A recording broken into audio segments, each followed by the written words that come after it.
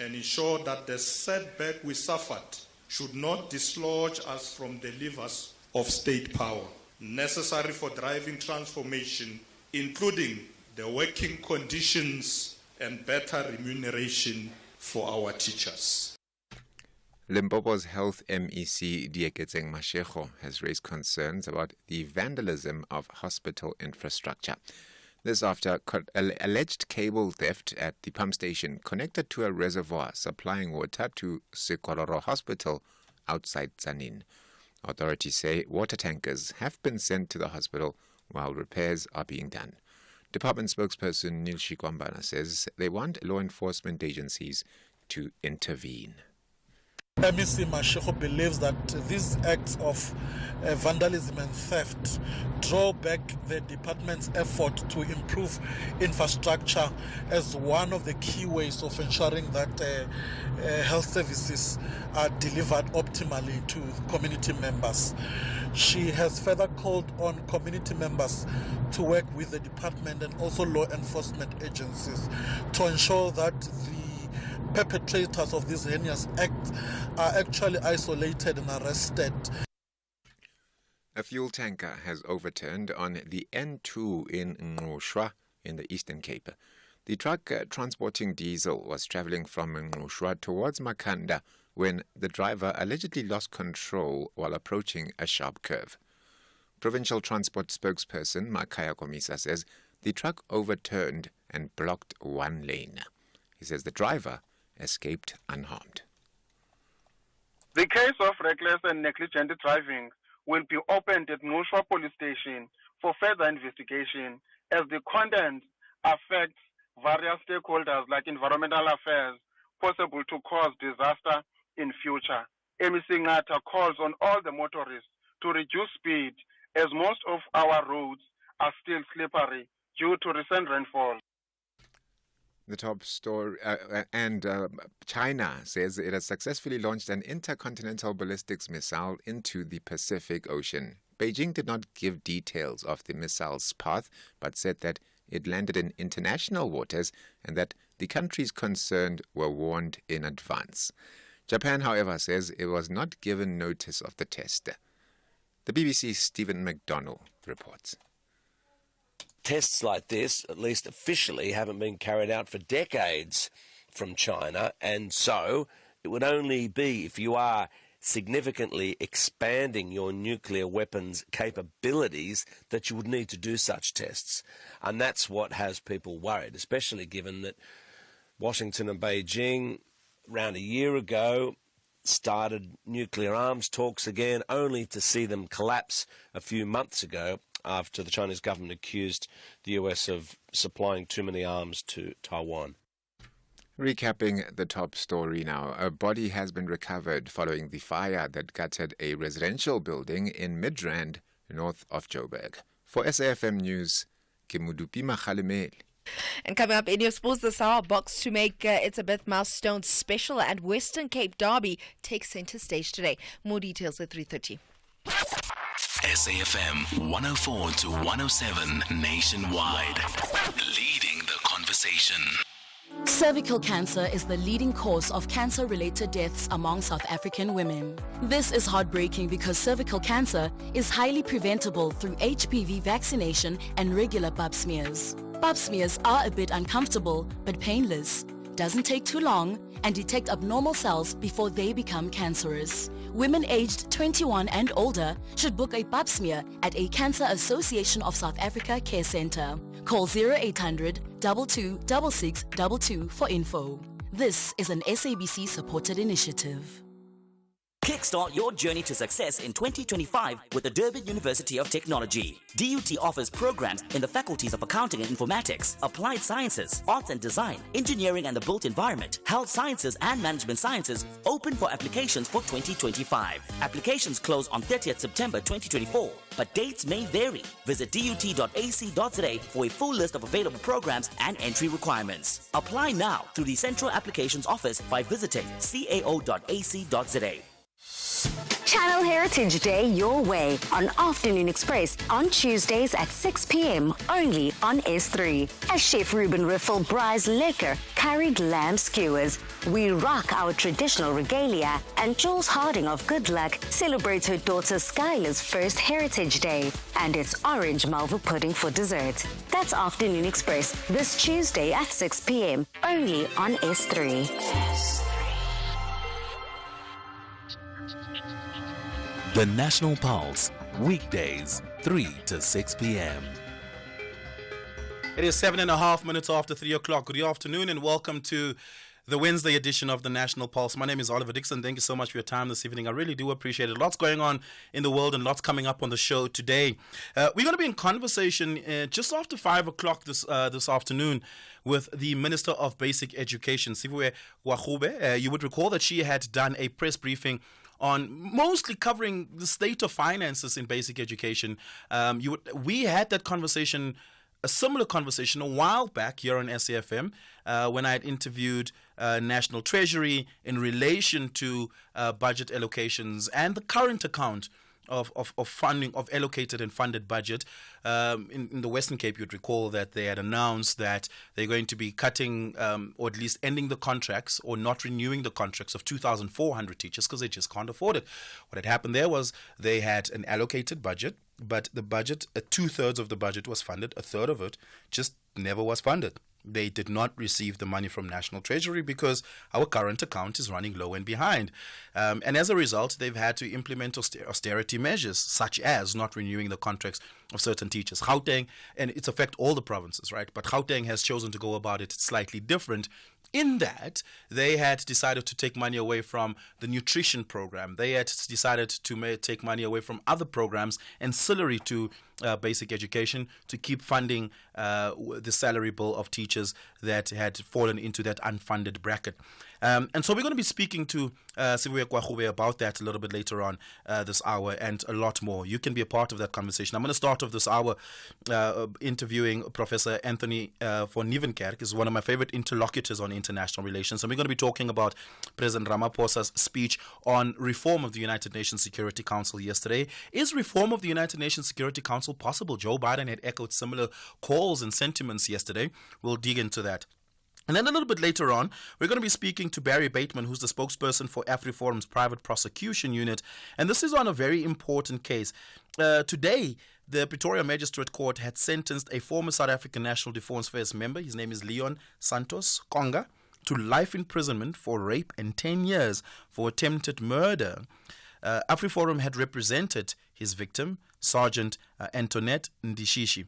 We're going to be talking about that case. That case has been running since 2018. We're also going to be talking a little bit later on to the PAC National Secretary for Finance. And this conversation is about the South African government's actions and acknowledgement that while the process of repatriation of political activists and freedom fighters who had died in exile has been slow, the progress is being made. They're exhuming and returning a lot of the remains of freedom fighters that had died in exile across various countries. We're going to be talking about that. Lots coming up on the show. Be a part of it. Give us a call. 086 000 2032 086 000 2032. You can also send me a WhatsApp voice note on 0614 104 107 0614 104 107. It's 10 minutes after 3. You're listening to the National Pulse on SAFM. 11 minutes after 3 o'clock. Thank you so much for being with us. Really do appreciate it. Now, the Justice and Constitutional Development Minister, Tembing Simelane, is today appearing before the ANC's Integrity Commission. This, of course, being about the VBS scandal. And this was while she was the mayor of Polokwane in 2016. She took a loan from Gundo Wealth Solutions, the company that brokered millions, irregularly brokered millions of unlawful investments into VBS on behalf of multiple municipalities, which includes Polokwane municipality. Zoleka Kotashe is with us to speak on that particular matter. Zoleka, good afternoon. Thank you so much for your time. Welcome to the show. Good afternoon, Oliver. Good afternoon to the listeners. Procedurally, Zoleka, how does an ANC integrity process work? Well, essentially what happens is that you are called to appear before the ANC's Integrity Commission, and then after that we know that those reports, whatever findings are made by the Commission, are then given to the ANC's NEC for them to deliberate on and then make a decision. So that is what we're expecting to happen. We expect that Justice and Constitutional Development Minister Thembi Simelane is currently appearing before the Commission. After that, we expect that report or whatever findings are made by the Commission will be then tabled and given to the ANC's NEC. Yeah. Do you know if whoever appears before the Integrity Commission can bring representation, whether political, moral support, I guess, or legal representation? It is not a legal process per se. It's more of an integrity quasi-disciplinary process, because it's not also quite a disciplinary process. That's a different body, a different structure altogether. But do you know if somebody who appears before the Integrity Commission can bring representation? What we do know, Oliver, is that essentially the Integrity Commission is meant to safeguard the stature of the ANC, of the previous governing party, and to ensure that how it's perceived in the public and that its members essentially live up to the values that are enshrined in its constitution. Now, we do know, as you've mentioned, that it is different from a disciplinary process. This is where essentially Simelane or any other member of the ANC will then mention or plead their innocence. We know that we've seen previous members appear before us. Most recently is Zizi Godwa, former Sports, Arts and Culture Minister, essentially. And I think this is an important part of the ANC processes, because sometimes what comes out of the Integrity Commission would inform whether a member is supposed to step aside or not. And we know that that has been a contentious issue within the ANC. Yeah, they don't have real powers. They merely but make a recommendation, unlike the disciplinary committee, which can actually dismiss a member based on disciplinary transgressions if they so find you guilty of such. The Integrity Committee, which is mostly made up of the elders of the ANC stalwarts, they don't have real powers except to make a recommendation around something.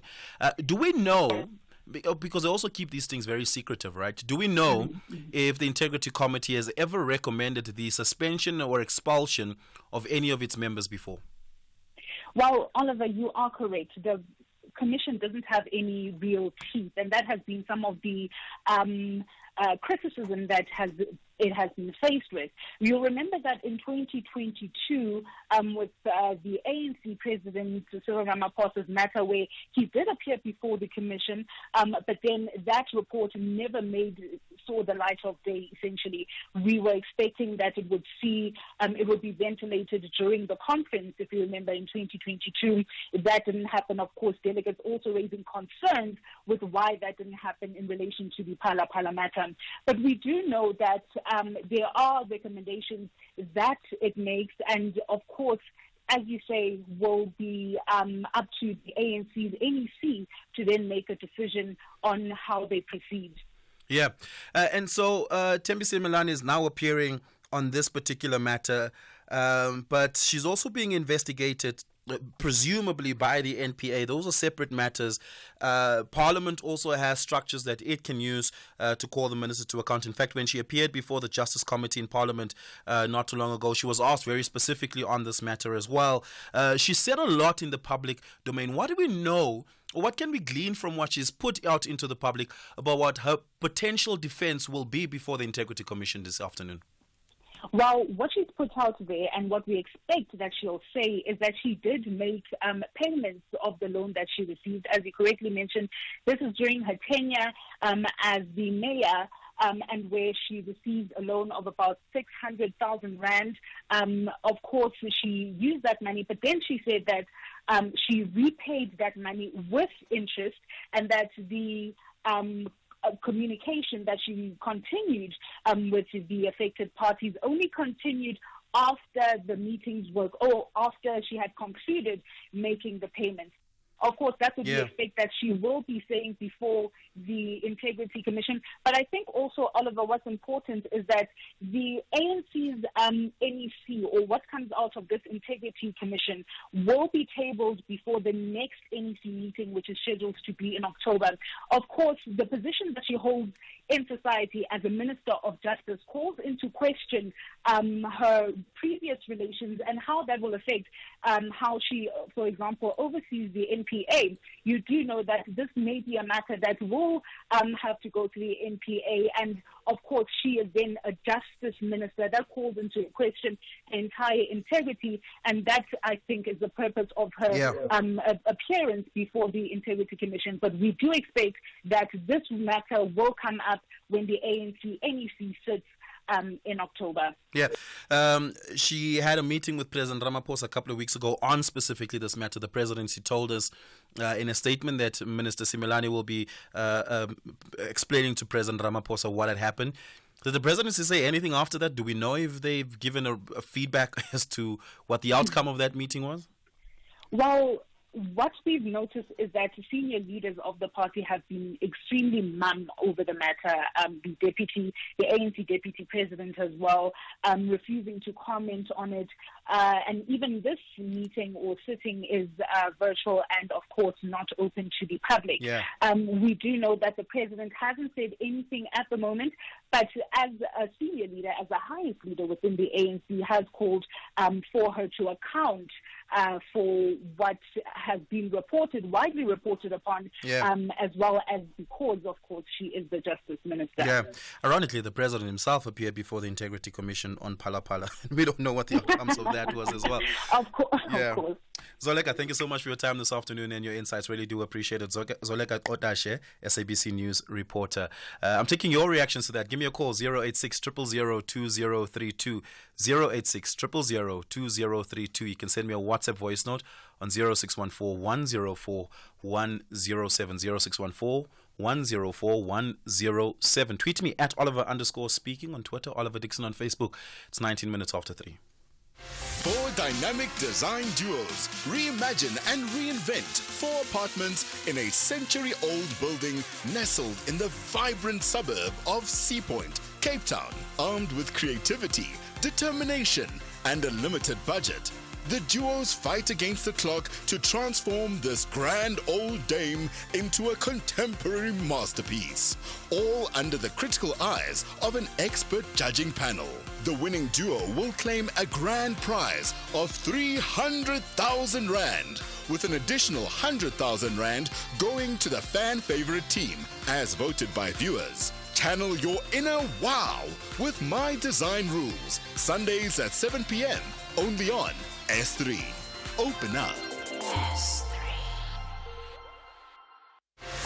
The wait is finally over, and we can safely say that Tropica Island of Treasure is back to serve you some really great entertainment. Tune into S3 from the 28th of September to cheer on the 7 teams who will be vying to win a shared prize of 1 million Rand, a brand new car each, and become the champions of Tropica Island of Treasure Season 11.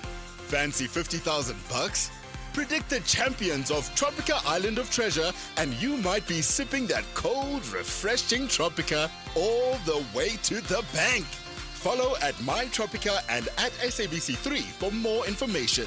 Channel your inner champion with Tropica Island of Treasure. Starts Saturday the 28th of September at 6:30 p.m. only on S3.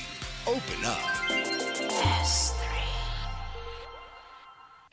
Standard Bank Group, the biggest bank in Africa by assets, in partnership with SOAS, will host the 4th Annual Climate Summit on 1 October.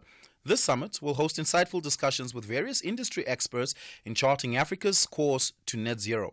The annual summit is one of Standard Bank's sustainability initiatives dedicated to driving growth on the African continent. Tune into our SAFM Facebook page and be a part of the conversation in shaping the future of Africa's energy transition. Brought to you by Standard Bank Corporate and Investment Banking. You're listening to the National Pulse. on SAFM. SAFM. President Cyril Ramaphosa had once again echoed the calls for reform of the United Nations Security Council. He says this body is in the same configuration as it was when it was founded, and the world has changed and moved on. It's time for the body to be adapted to be more inclusive and to once go back to the work of peacekeeping around the world. It has lost its touch with peacekeeping, so to speak, is the undertone of that sentiment. Professor Anthony van Nieuwenkerk, Professor of International Relations, Diplomacy and Diplomacy Studies at UNISA's Thabo Mbeki African School of Public and International Affairs, joins us now for this conversation. Prof. van Nieuwenkerk, thank you so much for your time. Welcome to the show. Thank you very much, Oliver. Good afternoon. Is multilateralism dead? It's on the deathbed. It's struggling to survive. It's trying to breathe oxygen. It's being strangled by the power play of the superpowers. These two blocks, standing against each other. The West on the one side, led by the United States, and then a very assertive group of southern global south countries led by China. And they exercise power and influence, and they don't have time. Either of them have time for the niceties of diplomacy or multilateralism. Yeah. Given that context, is the solution to reviving multilateralism a reform of multilateral bodies, particularly the United Nations Security Council? Possibly. I'm a realist at heart. Yeah. And which is a theory in international relations that says that, countries, nations, they look after their own interests. They don't believe in a higher authority. They do what is necessary to protect themselves and promote their own interests. Liberals, or the liberal, theory of international relations says, no, countries come together, they work in groups, they want, in the common good, they want to promote peace, security, development, and so on. So it depends really on what lens you use to look at the latest dynamics. If you use this realist lens, then there's no prospect really for meaningful reform of the institutions of global governance, of which the Security Council sits at the apex, right up top there. And this is where we want to be. So, and in fact, this pact for the future that the UN members have signed on to now, in the document, you will read there in clause 39 or somewhere, there's agreement, it says, that we will continue to negotiate to expand the Security Council. And note the wording of that document that we've signed up to. All 193 countries. We agreed to continue to negotiate for the enlargement of the Security Council. This is precisely the kind of language it uses because there is no agreement. If you agree to expand the permanent seats, you will give some to Africa because there's a historic debt and so on, and it's ethical and so on and so on. Yeah. But what about Brazil or India or Japan or Germany? There's a list of contenders. And because those who have the permanent seats and the veto power, they will cling to it very jealously because that's where you exercise power and influence. Yeah. They won't expand. Yeah, no. And the other thing, think about this. Even if we find a way in the negotiation to say, okay, AU, give us 2 African countries. Yeah. How is that going to work? And my next question was going to be, how do we get there, right? But perhaps a precursory question before we get there is this, and I'm sorry for turning you into a first-year history of international relations lecturer here, but why are there 5 countries that have veto power? Whose idea was it for them to have veto power at the United Nations Security Council? Yeah, so for that I have to turn into a historian as well. Going back to the end of the Cold War, 1948. So there was agreement. So the League of Nations was the first attempt, global attempt to prevent a global war. That failed because there was a global war. And at the end of the Second World War, there was another attempt. So this is the liberals speaking.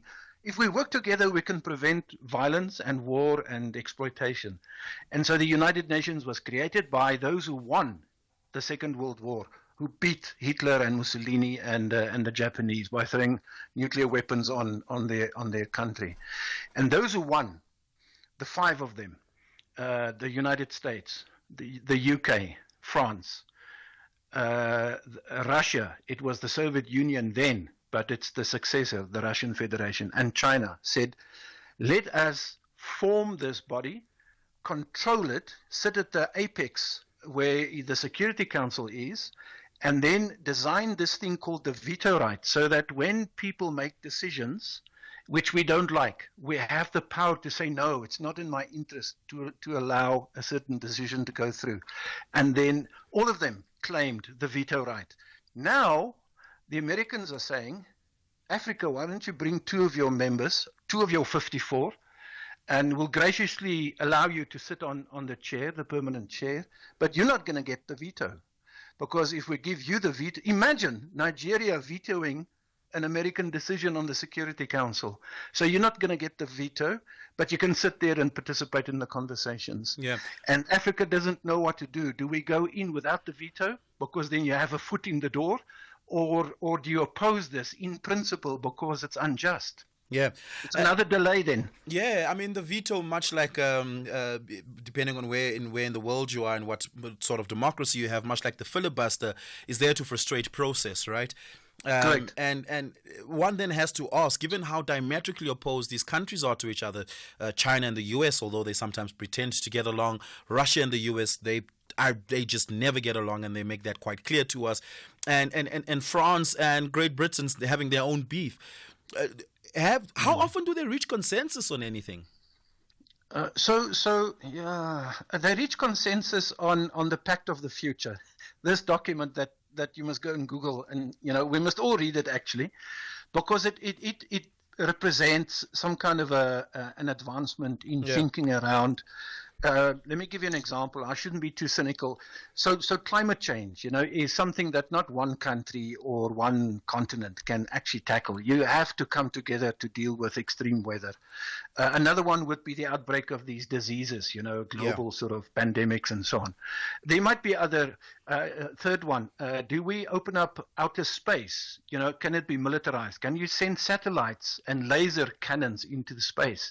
Another one is, should we allow oil to be explored in the Antarctic? There are sort of global issues that I think we can come together. Artificial intelligence falling into that agenda of items as well.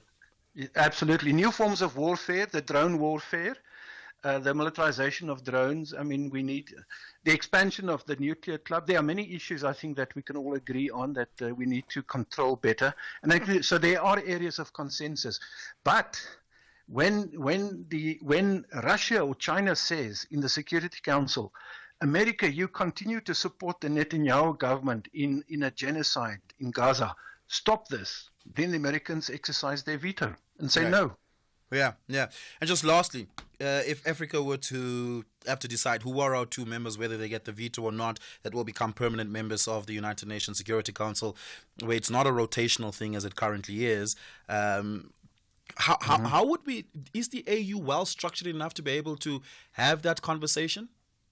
Sure.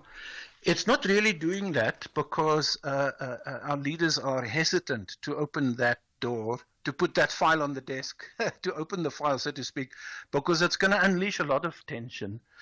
There are contenders, Nigeria, for example, and South Africa. We're not shy of saying that we should be the leadership here. We should go to the Security Council because we are big. But big is not everything. It's really about whether you have the diplomatic standing in your own community on the continent. Do people trust you to take an issue to the security? Can you speak on our behalf? Do we trust you to do that? We've lost a bit of trust as South Africa in previous years. Nigeria is caught up in that terror thing, with Boko Haram. It's inward looking. Can it really, represent? So this is very difficult. In that context, Ghana or Algeria or Kenya can very easily say, what about us? Rwanda, and the Zimbabweans, Rwanda, absolutely. Zimbabwe says, why not us? We are credible in the African context, but I would add other criteria. Do you have the resources to be on full-time alert in New York on global issues? And do you have the experts that you can call on? And the other thing is, do you have who has the largest diplomatic contingency in New York on the African continent? South Africa. Okay. And then Nigeria. We're going to have to leave it there. Prof. Anthony van Niekerk, thank you so much for your time. I really do appreciate it. All right, Oliver. Pleasure. It's 31 minutes after 3 o'clock. Let's take your latest headlines. Very good afternoon, and with the news headlines, the families of some South African freedom fighters who died in exile in Zimbabwe and Zambia are anxiously waiting for the arrival of their remains. The body of a woman has been recovered following the fire that gutted a residential building in Midrand, north of Joburg last night, and police in Kenya have been accused of using excessive force during protests at the country's parliament complex on the 25th of June. And those are your headlines. A full news update, 4 o'clock. SAFM, guiding you through the rush hour traffic. Starting off in Gauteng, the N1 southbound in Woodmead as a stationary truck reported before Rivonia Road and heavy traffic reported in the Crown area, so expect delays. In KZN, the N3 westbound and the N3 eastbound Saturday into Sunday will be closed for 45-minute durations, then open for 30-minute durations between Linfield Park and Market Road from 8 p.m. Saturday until 5 a.m. Sunday. In Mpumalanga, the N4 Elands Valley is closed between Hemlock and Sappi due to a truck crash. Traffic is being rerouted via Skumanskloof. In Cape Town, the N1 outbound slow moving towards Okavongo Road exit. The N2 in Somerset West is slow moving at Onverwacht Street. The M3 southbound queuing towards Rhodes Drive, and the N7 Jakes Hadwell Drive southbound slow moving towards Voortrekker Road. With your traffic update, I'm Irma G. This is SAFM Sports with Tuming Kapele. Dumi, do you know what I like about this game being in Mbombela? Yeah. So I went to when the Springboks played the All Blacks in Mbombela. It was the first time in almost 20 years that there was a Springboks match in Mbombela. So it's not a city they go to very often. Yes. Every restaurant I went to was fully booked. You couldn't book a dinner. Beer was sold out. Every bar and pub was packed out. Accommodation you couldn't find anywhere. We had to book accommodation in White River, which was an hour and a half, I think, outside of Mbombela. What the Springboks do for the economy of Mbombela when they play there is immeasurable. I stopped at a Chicken Licken trying to get hot wings after the match, and there wasn't any because it's all these people who were driving in from Durban. Because Mbombela is so central, right? Yeah. All these people who were driving in from Durban that were driving back, like just cleared out all the fast food chains. It really is exciting. I'm going this weekend again, and I'm so excited. I really think smaller cities need more big sporting events. Bafana, they need to do a lot more to take their games to smaller cities. When last have you heard Bafana play in Mbombela? It's been a very while. long time. However, if you can't put Bafana and Springboks on the same. No, but it still does the same, right? The Proteas. Have you ever heard the Proteas play in Mbombela? No, but I'm talking about in terms of the excitement and I'm not even trying to diss one side more than the other, but the Springboks are literally up there on their own. They're a big brand. I wanted to also say that I would expect that wherever in the country that if the Springboks were to go in the Eastern Cape or anywhere, it will still be the very same reaction. Yeah. Versus if you take a Bafana there, I don't think they'll get the very same reaction that they'll give to the Springboks. I don't think they've played in the Eastern Cape either. I don't think the Springboks have played in. It's literally, they do 3 cities: Joburg, Cape Town, Durban. That's it. Did you book your accommodation on time? Yeah. I'm good. I'm doing the show from there on Friday. So nice. Yeah. Nice. While you here, I mean, if you stay there. Lucky you. What do you have for us? Well, we are starting with the Springboks, and Bongim Bonambi says that they are very eager to make Eben Etzebeth's record-breaking test a memorable one as the world champions battle Argentina for the Rugby Championship title on Saturday. Etzebeth is set to become the most capped Springbok of all time, having returned to the starting lineup for the clash at the Mbombela Stadium after playing off the bench last weekend. And with the Springboks needing only a point from the match to guarantee their first Rugby Championship title since 2019 and their first full tournament title since 2009, Bonambi says that the team wants to make Etzebeth's record-breaking appearance very special. Obviously, with the win. In football, a thrilling day of Betway Premiership football on the cards today. AmaZulu host Kaizer Chiefs at the iconic Moses Mabhida Stadium for their 45th league clash. Also, the Western Cape Derby takes center stage at Athlone Stadium as Stellenbosch welcome Cape Town City for the 11th meeting in the PSL, while Golden Arrows will be looking to continue with their winning ways when they face newly appointed Magesi FC. Arrows are flying high after opening the season with back-to-back victory, a historic first for the club. Then Sekhukhune United take on Chippa United at the Peter Mokaba Stadium for the 7th time in the league, and SuperSport United hosts TS Galaxy for the 9th time in the league. So a lot to look forward to with regards to the Betway Premiership. Elsewhere, Manchester City have confirmed that Rodri suffered a knee ligament. No timescale has yet been put on the player's recovery, but speaking after yesterday's Carabao Cup win over Watford, Pep Guardiola said that he's set for a lengthy spell on the sideline and that it really cuts deep for Man City as a whole. Then the brand new UEFA Europa League begins this evening, and Manchester United manager Erik ten Hag faces a club that is close to his heart, Twente. Ten Hag was part of Twente's youth setup, a period that he said was pivotal in his career, moving on to coaching, and he's looking forward to the action today. A win will boost the team's chances of sailing on to the next round. Then in golf, Tristan Lawrence will lead a strong South African challenger at next week's Alfred Dunhill Links Championship on the DP World Tour. Louis Westhuizen and Brendan Grace will also form part of the South African Challenge in Scotland, with both golfers sharing a strong personal connection to this tournament. A total of 34 South Africans are on the current list of entries for this celebration of links golf. On that note, it's a wrap from my side for now. I'll have more in at the next hour. Thank you very much. Coming up in a very short while, we're going to be in conversation with Barry Bateman, the spokesperson for AfriForum's Private Prosecution Union. And remember, just after 5 o'clock, I'll be in conversation with the Minister of Basic Education, Siviwe Gwagube. All of that and more coming up. Weeknights on S3 are anything but ordinary. BBC Primetime brings you the best of British television from 9 p.m. till 11 p.m. Open your mind to Life on Death Row, Thursdays at 9 p.m. and Resistance in a Hostile Environment, a 3-part documentary showcasing turning points which would go on to define race relations in the UK for a generation. Thursdays at 10 p.m. Wind down your weeknights with The Outlaws, Fridays at 9 p.m. and explore the world's most dangerous roads at 10 p.m. Channel your best entertainment with BBC Primetime, only on S3. Open up. S3. Get down to Dickson from this Friday 27th to Sunday 29th September for incredible one weekend only 2+1 cheapest free deals on the widest range of sports supplements, energy drinks and bars from brands like Biogen, NPL, USN and many more. Get expert advice from our in-store consultants to help you reach your health and fitness goals. Excludes all advertised products. Only at Dickson. Better health starts here.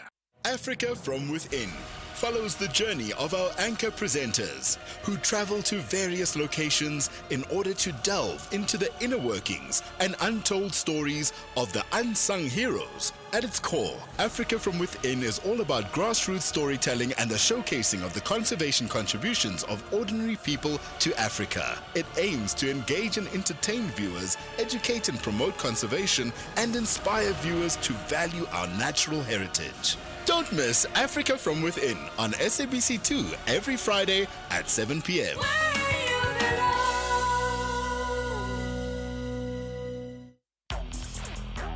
Conversations that you connect with and react to. SAFM. 20 minutes to the top of the hour. Give us a call, 086 000 2032. What are your reactions to some of the conversations we've had here so far? Let's speak to Billy out in Limpopo. Billy, good afternoon. Oh, Billy, your line is terrible. Let's try that again. I'm going to speak in the meantime to Willie in Kuma. Willie, good afternoon. Yes, good afternoon, and Oliver. Look, man, Oliver, you see, in this Ashraf program, my blood pressure is raising to the last level when I hear Minister of Education, you see, crying fouls that she doesn't have enough coffers, and then the cutting of temporary teachers. from the system because of the resources, money, and so on.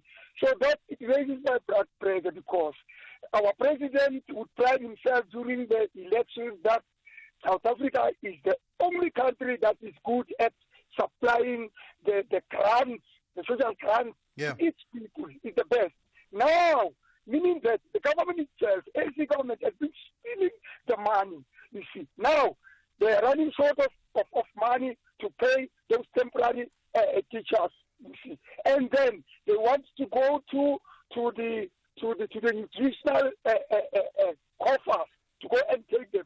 Let them take the money from the nutritional coffers and the social grant, so that the poor kids must not get the food from nutritional system of the schools, and as well as the grant. But this was applied there because it's the government, the paid government, that causes the. That's a pure poppycock, man. The government is failing us. Yeah. Okay. They are started planning of the Department of Education. Oliver, man. Yeah. This is nonsense. Yeah. Ndate Willie, thank you so much. I'm going to have to leave it there. Thank you so much for your call. I appreciate it. Billy Limpopo, let's try that again. Can you hear me? Go for it. Yeah, can you hear me now? Much better. Go for it. Good. Look, Oliver, the ANC does not take itself seriously, so we should not take it as such. Because this Integrity Commission of the House is just but the marble game. There's nothing that the Integrity Committee will recommend against anyone of their own. They are on an onslaught of a factional battle, and they should not lie to us that at any point they will ever find someone who's on their side wrong.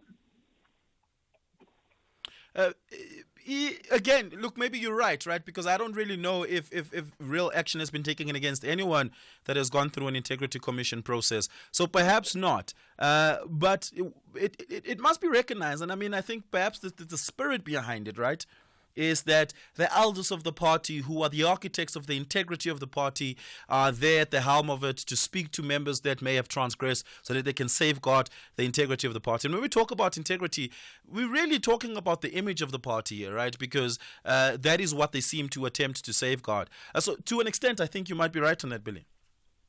Yeah, but if membership was all equal, we don't have equal membership in the ANC.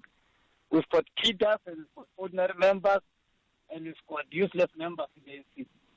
That's long defined that. That's the reason they are able to deploy others into strategic positions. What is the criteria of deploying a person to an SCO, for example? There's none. They deploy them because they are on their side. These are people who they are going to benefit from.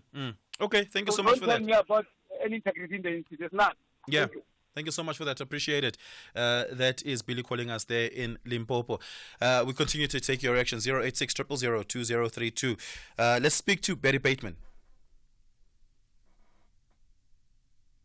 You're listening to the National Pulse on SAFM. SAFM. Earlier today, the Pretoria Magistrates Court sentenced a former South African National Defence member, Leon Santos Konga, to life imprisonment for raping and a 10 years sentence for attempted murder. Now, the victim, Sergeant Antoinette Ndishishi, was represented by AfriForum's private prosecution unit, and they have welcomed the sentencing of Konga. Konga was accused of knowingly infecting Ndishishi with HIV while at it. Barry Bateman is here to talk to us about it. Barry, good afternoon. Thank you so much for your time. Really do appreciate it. But this is one of those cases that have stemmed from 2018 but has run relatively under the radar. Take us, outline for us, for those who are not familiar with the case, what the basic facts of the case are and how AfriForum came to get a certificate to privately prosecute and what that then transpired during prosecution. Good afternoon, Oliver. Just to clarify, this wasn't a private prosecution. It was still prosecuted by the NPA, by a state prosecutor. We got involved because the state had withdrawn the matter twice, citing a lack of evidence. So that's when we got involved, and we ensured that the appropriate evidence was gathered and put into a docket to ensure that the matter was prosecuted. But just to give you the quick background, the offence goes back to 2016 already. Antoinette Ndishishi started dating Leon Santos Konga They were in a relationship, and he did not disclose to her that he was HIV positive. They engaged in sexual activity on Antoinette's. She only consented to having sex with him on the basis that he was HIV positive. It was a discussion that they had, but he didn't disclose this. It was then that she discovered that she was HIV positive. Remember, as a soldier, you have to go for annual tests, and it was after one of these tests that she discovered that she was HIV positive. It was then she deduced that it was as a result of the unprotected sex that she had had with Mr. Conga. She then filed the criminal complaint. This is going back to 2016. The matter it wasn't adequately investigated. The SANDF refused to provide the medical records to the police, and that's eventually why the state refused to proceed. It was then that Antoinette approached our office, and we then set about ensuring. We threatened the SANDF with court action if they didn't hand over the medical records, of Mr. Santos, which showed that Mr. Conga, that showed that he knew he had HIV since the 2000s already. Yeah. It was then that the SANDF responded, handed over the evidence, and the matter eventually went to trial. Remember, that was in 2018 that we got involved. We're now in 2024. We finally got a life sentence. Is that the evidentiary basis for the attempted murder charge? Well, if you follow the timeline of events, it would show that Antoinette was HIV negative prior to engaging in the sexual activity with Mr. Conga. It was thereafter that she found out that she was HIV positive. So it shows that the court accepted that it was him that infected her with HIV. It was so the rape charge comes in because she consented to sex on condition that he said he was HIV negative. Absent that commitment or that condition, consent was not granted. So there's the rape charge. On the attempted murder, HIV is a life-threatening disease, or AIDS is rather. HIV contributes to that without the adequate treatment. It's on that basis that the attempted murder charge was sustained against the accused. Yeah. And just lastly, so the charges are 1 for rape, which is life imprisonment, and 10 years for attempted murder. According to the sentence, is he serving those concurrently or one after the other? They will be concurrent, and the life sentence is a prescribed minimum sentence for a case of rape where a person has knowingly infected another person with HIV/AIDS. And we must say, I just want to say this, Oliver, quickly, we must commend Antoinette for really fighting to have her case heard. She was unrelenting in ensuring that justice was going to be served, and she came to us, and without performance by the prosecution, quite frankly, it's unfortunate that we would never have reached this stage. Yeah. Given the negligence of SANDF, one in being uncooperative and not wanting to take this further, one could say that Antoinette has a case, a civil case against for damages against the SANDF. Is that something she's considering pursuing? Well, that's entirely out of our realm. We deal specifically with the criminal aspects of it. We wouldn't even advise Antoinette on any of the aspects related to civil procedure and any type of claim. So from a criminal aspect, she of course had a case. If there's anything to be taken on a civil aspect, our advice would be speak to the experts on civil matters. Yeah, Barry Bateman, thank you so much for that. Really do appreciate it. Barry Bateman, the spokesperson of AfriForum's Private Prosecution Union. Give us a call in your reaction, 086 000 2032. You can also send us your WhatsApp voice notes on 0614 104 107. I see a lot of questions already coming in for the Minister of Basic Education, Sifiwe Kwahube, who will be in a conversation with after 5 o'clock. I guess we'll open the lines when the Minister's here and we can get a number of questions in. So maybe do get ahead in the line. Give us a call. Keys will take your call, and hopefully we can get through most of them. It's 10 minutes before 3 for 4. Standard Bank Group, the biggest bank in Africa by assets, in partnership with SOAS, will host the 4th Annual Climate Summit on 1 October. This summit will host insightful discussions with various industry experts in charting Africa's course to net zero. The annual summit is one of Standard Bank's sustainability initiatives dedicated to driving growth on the African continent. Tune in to the SAFM Facebook page and be part of the conversation in shaping the future of Africa's energy transition. Brought to you by Standard Bank Corporate and Investment Banking. So why should I use We Buy Cars if I want to sell my vehicle? Because We Buy Cars buys cars. But will I get the right price? Of course. We Buy Cars buys thousands of vehicles and knows exactly what every vehicle is worth. Their buyers deliver exceptional service and pay you immediately. And how do I know what they'll pay for my vehicle? It's easy. Visit webuycars.co.za or use the We Buy Cars app. Follow the simple steps and voila, you'll know your car's value in no time. We Buy Cars. Quick, easy, the best. 18 teams are back on the hunting ground. No one wants a loss or a draw. They are all searching for maximum points in every encounter. This is the Bundesliga. Football as it's meant to be. Do not miss out on the 2024-2025 Bundesliga season. Catch the action live on Saturdays at 6:30 p.m. Live on SABC Sport on DTT Channel 4 and at your fingertips on SABC Plus. Also available on sabcsport.com. Proudly brought to you by SABC Sport. For the love of the game.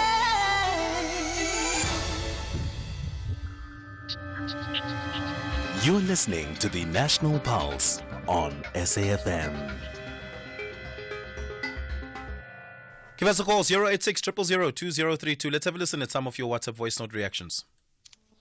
Afternoon, Oliver. I'm speaking to Sfiso in Durban.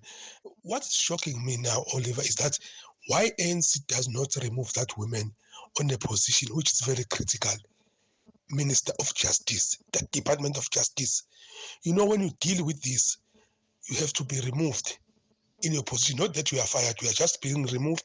Put somebody who's going to deal with your position as a Minister of Justice in this country, because we have just been implicated in a wrong position. Once you've been implicated in a wrong position while you're leading that department, it does not make sense, Oliver. Why ANC does not remove that woman until she's clear and then she can come back? Good afternoon, Oliver. Oliver, please don't forget to ask the Minister of Education about the 10 billion tender that 10 billion feeding scheme tender that was given to one person unauthorized while there was no government before they had the GNU administration. Thank you. Anonymous from Soweto.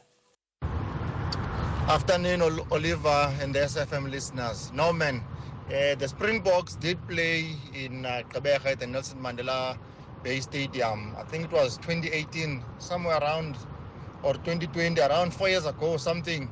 I think, I'm not sure whether it was just before COVID or after COVID, but they did play with Australia, if I remember correctly, in Gqeberha.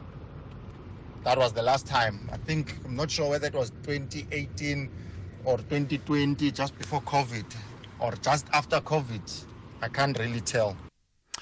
Yeah, I vaguely remember something about that. I think it was before COVID. I'm not too sure actually. I'm just gonna look it up. It's on their website, and then I'll let you know when exactly that was.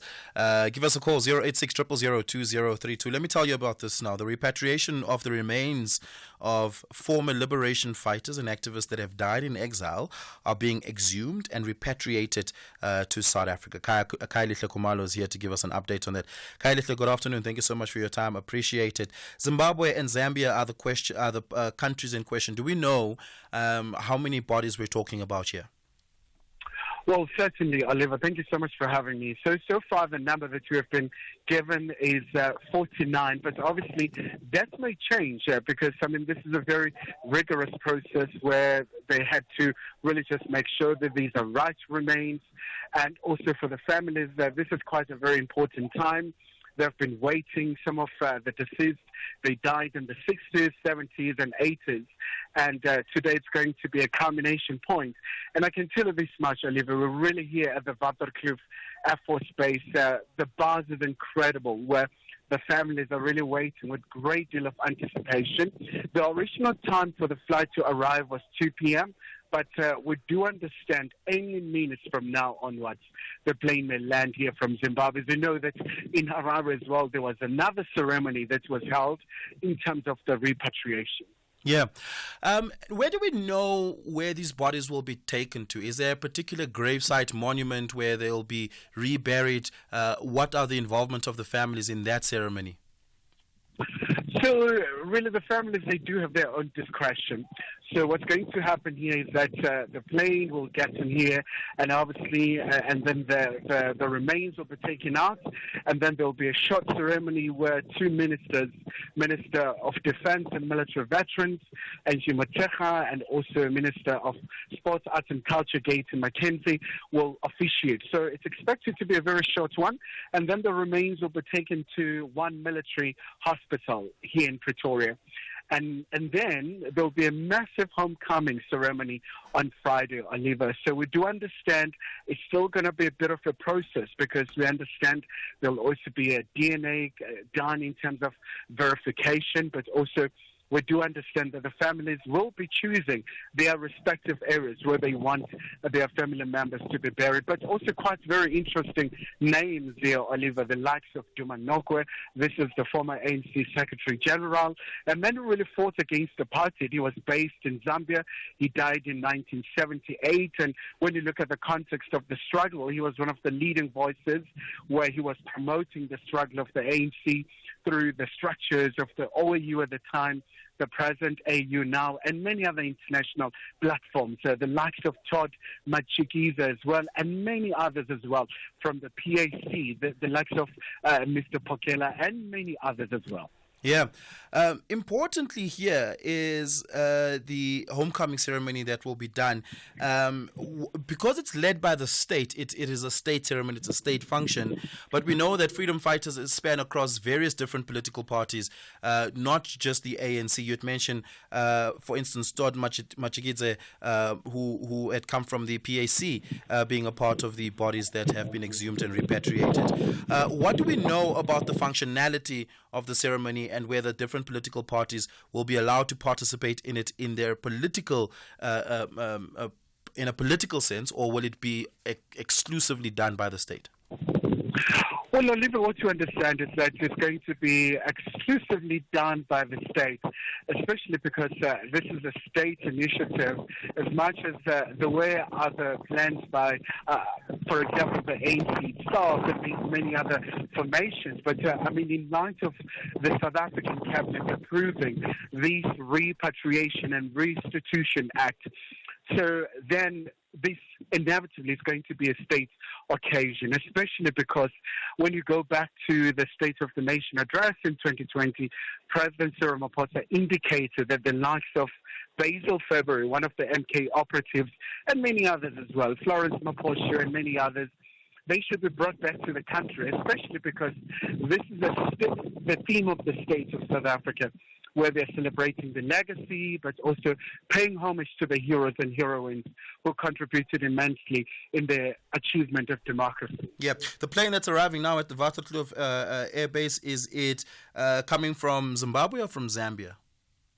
So we understand it's going to be coming from Zimbabwe, because so what they did, they collected all the remains to be in one position, so that's Zimbabwe, and then subsequent to that, we understand the plane will be flying from Zimbabwe. It's a relatively short flight, so we're anticipating by 4 or 5 it should be arriving here. Yeah, Kailihle Kumalo, thank you so much for your time, and thank you so much for getting us up to speed on this. Really do appreciate it. Taking your reactions on 086 000 2032, 086 000 2032. I'm also taking your WhatsApp voice notes on 0614 104 107. Tweet me. It is at Oliver_speaking on Twitter, and Oliver Dickson on Facebook. You can get in touch with us on any of those platforms. Just a reminder, after 5 o'clock, we'll be in conversation with the Minister of Basic Education, Siviwe Kwahube. It is 4 p.m. Let's take your latest news with Mudube Makalimeli.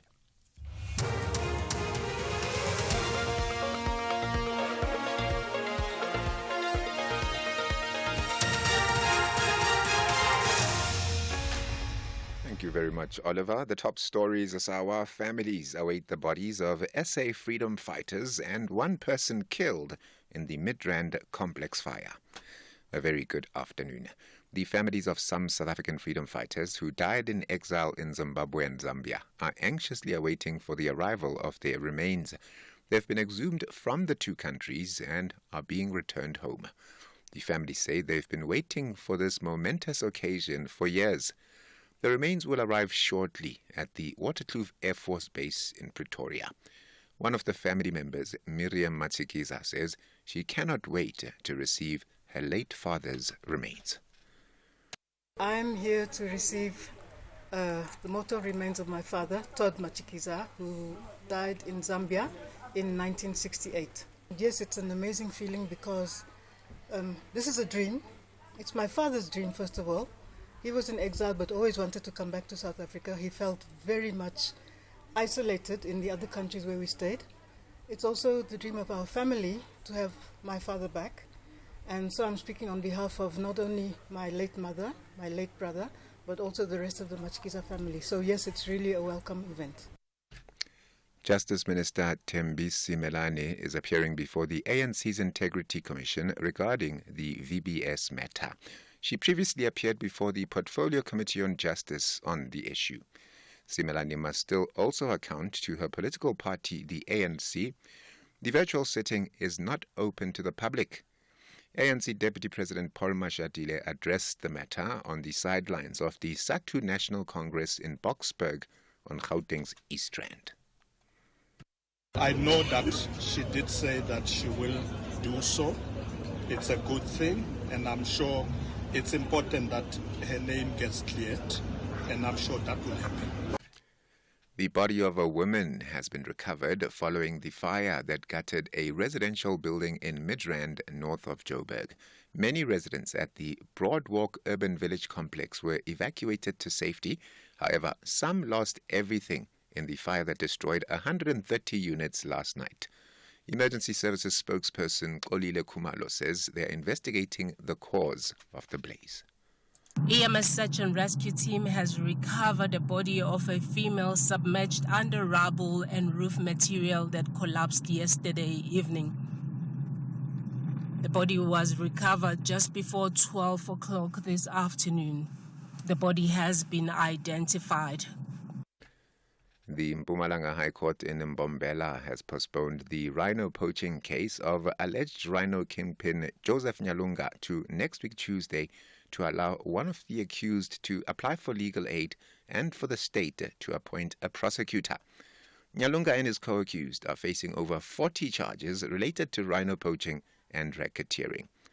He appeared alongside the former police officers Rachel Kobane, Claude Lubisi, and Aritha Mhlanga.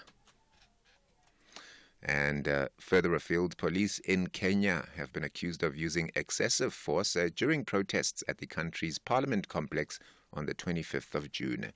Amnesty International reports that 6 protesters were killed and hundreds wounded when police fired live ammunition. The investigation also alleges arbitrary arrests, abductions, and assaults on medical workers. Kenyan authorities are yet to respond. Recapping the top story at 4 o'clock, the families of some South African freedom fighters who died in exile in Zimbabwe and Zambia are anxiously waiting for the arrival of their remains. For SAFM News, Kimudupi Makhalemeli.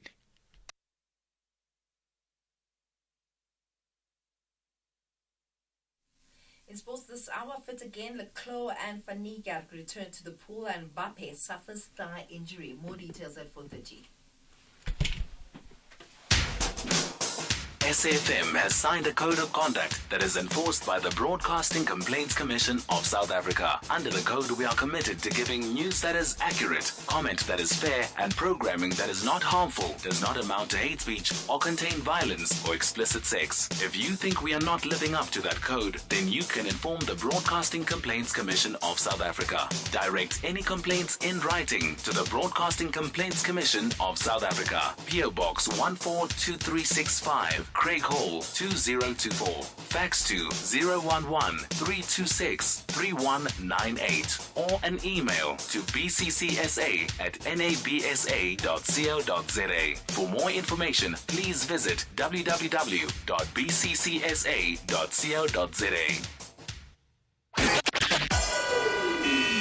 SAFM, guiding you through the rush hour traffic.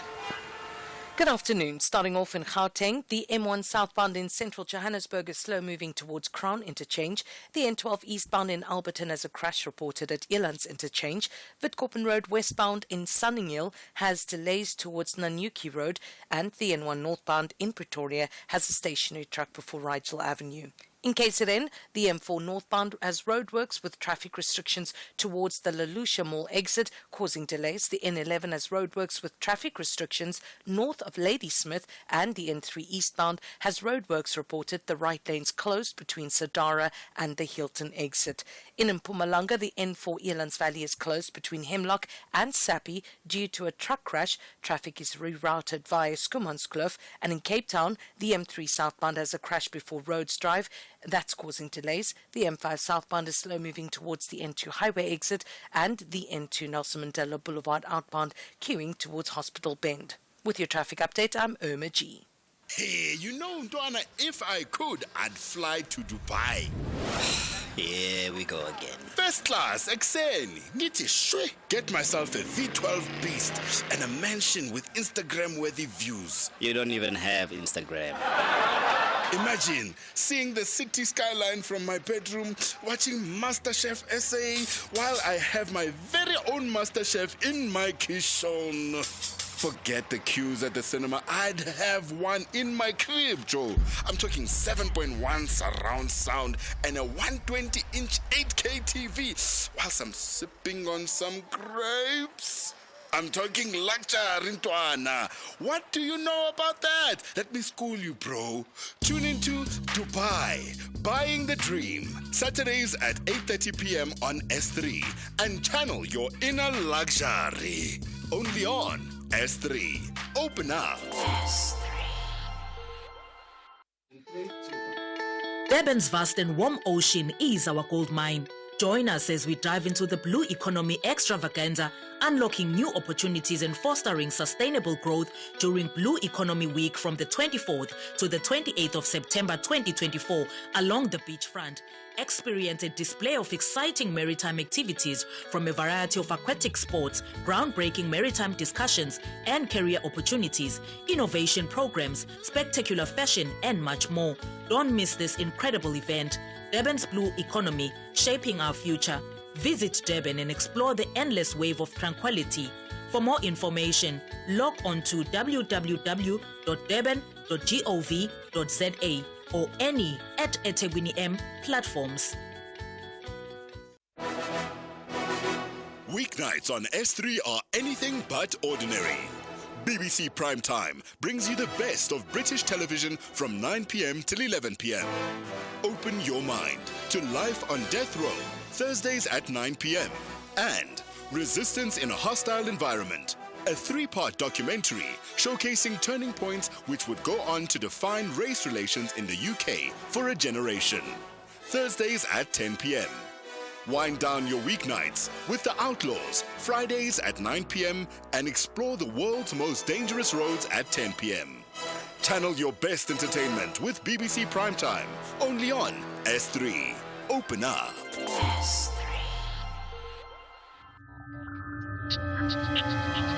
The National Pulse, weekdays, 3 to 6 p.m. 9 minutes after 4 p.m., you're tuned into the National Pulse. My name is Oliver Dickson. In a short while, I'm going to be in conversation with the Pan-Africanist Congress, taking their reaction to the repatriation of 49 liberation fighters who are set to be landing at the Waterkloof Air Force Base in a very short while. There was a fire that broke out in Midrand at the Broadwalk Urban Village yesterday. And it was a devastating fire. In fact, many people have now lost all their belongings which were in their apartments at this complex. However, the police and emergency services have been able to locate the room from which the fire had originated from, and they had found the remains of the body of a young woman beneath the rubble of this fire. We're going to be talking to City of Joburg EMS spokesperson in a very short while. And then a little bit later on, I'm going to be in conversation with Andre Botma, a tax expert, and we're going to be talking about tax-related matters for businesses, particularly small businesses. You can be a part of this conversation. Send us a WhatsApp voice note on 0614-104-107. You can also tweet me. It is at Oliver_speaking on Twitter and Oliver Dickson on Facebook. 10 minutes after 4.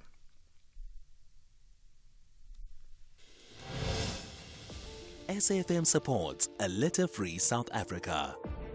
Play your part in keeping our surroundings and environment clean. SAFM, leading the conversation. You're listening to the National Pulse on SAFM. SAFM. 11 minutes after 4 p.m. This is the National Pulse. My name is Oliver Dickson. The South African government has acknowledged that while the process of repatriating political activists and freedom fighters who had died in exile has been incredibly slow, progress is being made in exhuming and returning their remains to South Africa, as is the case with an aircraft landing from Zimbabwe in Pretoria today, from bringing back bodies from Zimbabwe and Zambia. Jackie Soroke, who is the National Secretary of Finance and Veteran Affairs at the PAC, joins us. Jackie, good afternoon. Thank you so much for your time. Really do appreciate it. Some of the remains that are coming back are freedom fighters that are members who were members of the PAC while in exile. What is the PAC's reflection on this? We have tried over the years to work on the repatriation of the human remains of these comrades. Some of them who fell for various reasons, but some of them out of illness, and others who died in battle. The process is very laborious and involved, and the PAC on its own could not carry out that task adequately. We're happy at this moment that the state, the South African state, is able to carry out this process, obviously for everyone, including the PAC, Black Consciousness, almost everyone who has fallen in exile, and it will come out in phases. But we're very thankful and grateful that this process is taking place this way. Yeah. Is there a plan by the PAC itself after the national homecoming that will be done by the national government to have its own celebration of the returns of the bodies of its fallen soldiers that will be returning along with the families of those soldiers? Yes, the PAC has played a role, obviously, in the background and not for everyone to see. In the research point of the graves themselves, pointing out the individuals where they are buried.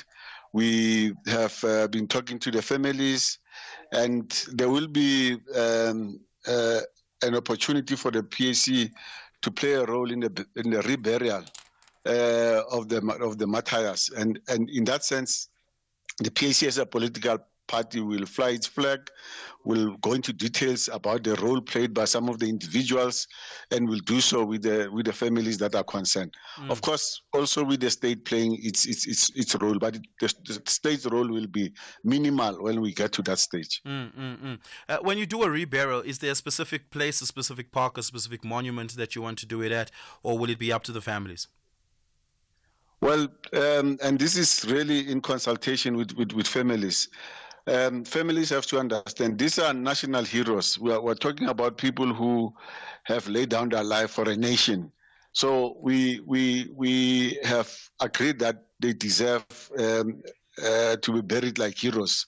So this will vary from town to town, but in Johannesburg, for instance, there's a Heroes Acre at the West Park Cemetery, and I think we will opt for that. There's also a Heroes Acre at Avalon.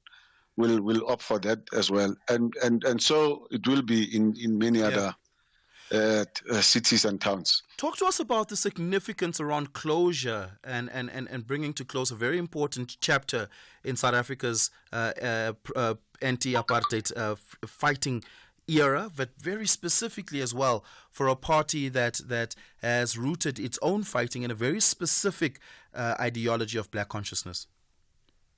Yes, there's a long-standing tradition among African people on a worldwide basis to deal with connection with our ancestors. And in dealing with that, all ancestors who have, all of those who have passed, we need to have a connection with them by knowing where they are buried and knowing where their bones, so to speak, are lying. This process, therefore, plays a very important cultural role with the families, with the nation. It also plays a political role because the activities of these heroes will have to be declared and known. So when the remains are brought back home, it's one chapter, but closing one chapter as part of the healing process of for freedom fighters. The other chapters will come in, but the one chapter is to know where our heroes lie. Yeah. Thank you so much for your time this afternoon. I really do appreciate it. Jackie Siroke is the PAC National Secretary for Finance and Veteran Affairs. Give us a call. I'm taking your reactions on 086 000 2032, 086 000 2032. I'm also taking your WhatsApp voice notes on 0614 104 107. Let's take a short break. Africa from Within follows the journey of our anchor presenters who travel to various locations in order to delve into the inner workings and untold stories of the unsung heroes. At its core, Africa from Within is all about grassroots storytelling and the showcasing of the conservation contributions of ordinary people to Africa. It aims to engage and entertain viewers, educate and promote conservation, and inspire viewers to value our natural heritage. Don't miss Africa from Within on SABC2 every Friday at 7 p.m.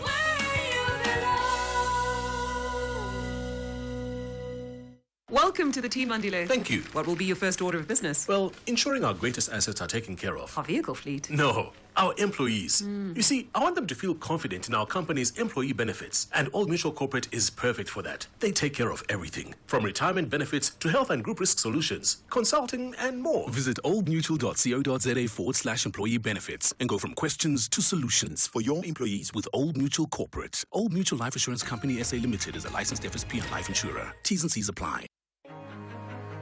Becoming Elizabeth is the fascinating story of the early life of England's most iconic queen. With no clear heir, the death of King Henry VIII sets into motion a dangerous scramble for power. Elizabeth's fascinating and factual journey to secure the crown is filled with scheming, betrayal, and illicit relationships that threaten to bring forth her demise. At a time in which every man or woman of the court is on the wheel of fortune, which may take them to a position of great power one moment, or the executioner's block the next. Channel your inner royalty with Becoming Elizabeth, Saturdays at 9:30 p.m. only on S3. Open up. S3. Across South Africa, online and on radio. SAFM, let's talk. Taking some of your reactions, give us a call, 086 000 2032. I'd love to hear from you. Let's speak to JCK in Musina. JCK, good afternoon, sir. Go for it. What's on your mind? Hi, are you well, Oliver? Long time no speak, man. I'm fantastic. I hope you are well too. What's on your mind this afternoon? I'm well. Oliver, man, there is something that I don't understand. Maybe you will be the one who will answer me. The more the things change, the more they remain the same. I'm talking about the budget of the teachers, let me say, of the education. Okay. The very union which were fighting the white rule or minority party, national party, they were marching against the budget cuts and jobs. But today they've got their very own government. They are still marching for job cuts and teachers cuts, something like that. But what I can tell you, Oliver, you won't tell me that government doesn't have money. Government have money. It's like a man standing in a well full of water, but he's thirsty. Government, Oliver, knows what is happening around the borders. Cigarettes are being smuggled. And they know about the ridges of electricity, that people are not paying of electricity. They are not acting, but they're in the know. So what do you expect? That is the place where they should make money. Like now, as I'm talking to you, the cigarettes are being smuggled from Musina, and the government knows about it, but they're doing nothing. It's time government wakes up and do the right thing first. You know, you want education. I mean, a future leader or a person with vision can't cut the education of, the budget of education. Let me rest my case for now. Thank you so much for that. I really do appreciate it. Give us a call, 086 000 2032. Let's have a listen at this WhatsApp voice note. Good afternoon, Oliver. This is Chabison Bloemfontein. You can't compare Bafana and the Springboks. These are two different brands with different followers. But what I can tell you that the time that Bafana came to Bloemfontein when they were playing against Zimbabwe, Bloemfontein was buzzing. In order for Bafana to get this support that the Springbok has, they have to perform inside the pitch. And again, the game should be taken away from Gauteng. People are hungry for football elsewhere in the country. I can guarantee you, stadiums will be filled, the hotel will be booked. If Bafana can be taken away from Gauteng. To prove that, Bafana played in Orlando Stadium. There was a handful of supporters compared to what was happening in Bloemfontein the time they played against Zimbabwe. You know, I agree with that. That's exactly what I'm saying. I think sports has the ability to rejuvenate the economies of small towns and smaller cities that aren't Johannesburg, Durban, or Cape Town. And I do think that more needs to be done to make sure that national teams in particular get to play in as many towns and cities across the country. You're right. When Bafana played in Bloemfontein, it really, the town was abuzz. Similarly, if Bafana were to play at Polokwane at Peter Mokaba Stadium, I think it would do a lot for Polokwane, for instance, right? And we need that, but we also need, sure, we can't compare the Springboks and Bafana. I think the brand size of one is just bigger than the other, and that just has to do with the fact that one is at the top of the world and the other is nowhere near the top 50 of the world, right? And so that makes a massive difference. But point well taken. Give us a call, 086 000 2032. Let's take a break. On the other side of this, we speak to Johannesburg EMS on the fire at Broadwalk Urban Village Complex. The Chill Zone with Bertha Charuma. So you've worked in quite a number of, a series, Wednesday, for instance, on Netflix, Miss Littlewood. Maybe some of the highlights, some of the pivotal series that really stand out for you. Which ones are those? I think for me, one of the roles that I got that I was really proud of was The Colour Purple. And that was The Colour Purple, the original European premiere production with my dear friend Cynthia Erivo playing Miss Seeley, which of course went later to Broadway. But I played Miss Sophia in that role. That felt like a really pivotal point for me. It was such a medley of black soul and black history. That's Sophia Nombete, a trailblazer with a South African pride. Bertha Charuma, Fridays, 8 p.m. to 12 a.m. You're listening to the National Pulse on SAFM. A devastating fire had broken out at Broadwalk Urban Village Complex in Midrand yesterday. The fire has claimed the belongings of many, many people, and it has claimed the life of one person. In particular, what was being able to be established was that the room within which, or the apartment within which the fire had began, emergency service workers were able to, had found the body of a young woman found dead under the rubble in the aftermath of the fire. We are now joined by the spokesperson for Johannesburg City EMMS, Xolile Kumalo. Xolile, good afternoon. Thank you so much for your time. Welcome to the show. What can you tell us about the cause of this fire? From the communication that I have also shared since yesterday evening, the fire broke out at Broadwalk Urban Village yesterday evening, just a few minutes after 9 in the evening. EMS firefighters then rushed to the incident scene where we found the second floor of the building completely engulfed in flames. We then conducted firefighting operations until 4 o'clock this morning. Yeah. The live of the one dead body that has been found of the young woman, has emergency services been able to determine who she was? Right now, the family was on the scene to identify the body, but I was not able to get a hold of those details myself. But I'm sure they are available on the SAPS inquest docket. Yeah. Do you know if the police are investigating a case of arson and potentially even murder here, or if this was a spontaneous fire?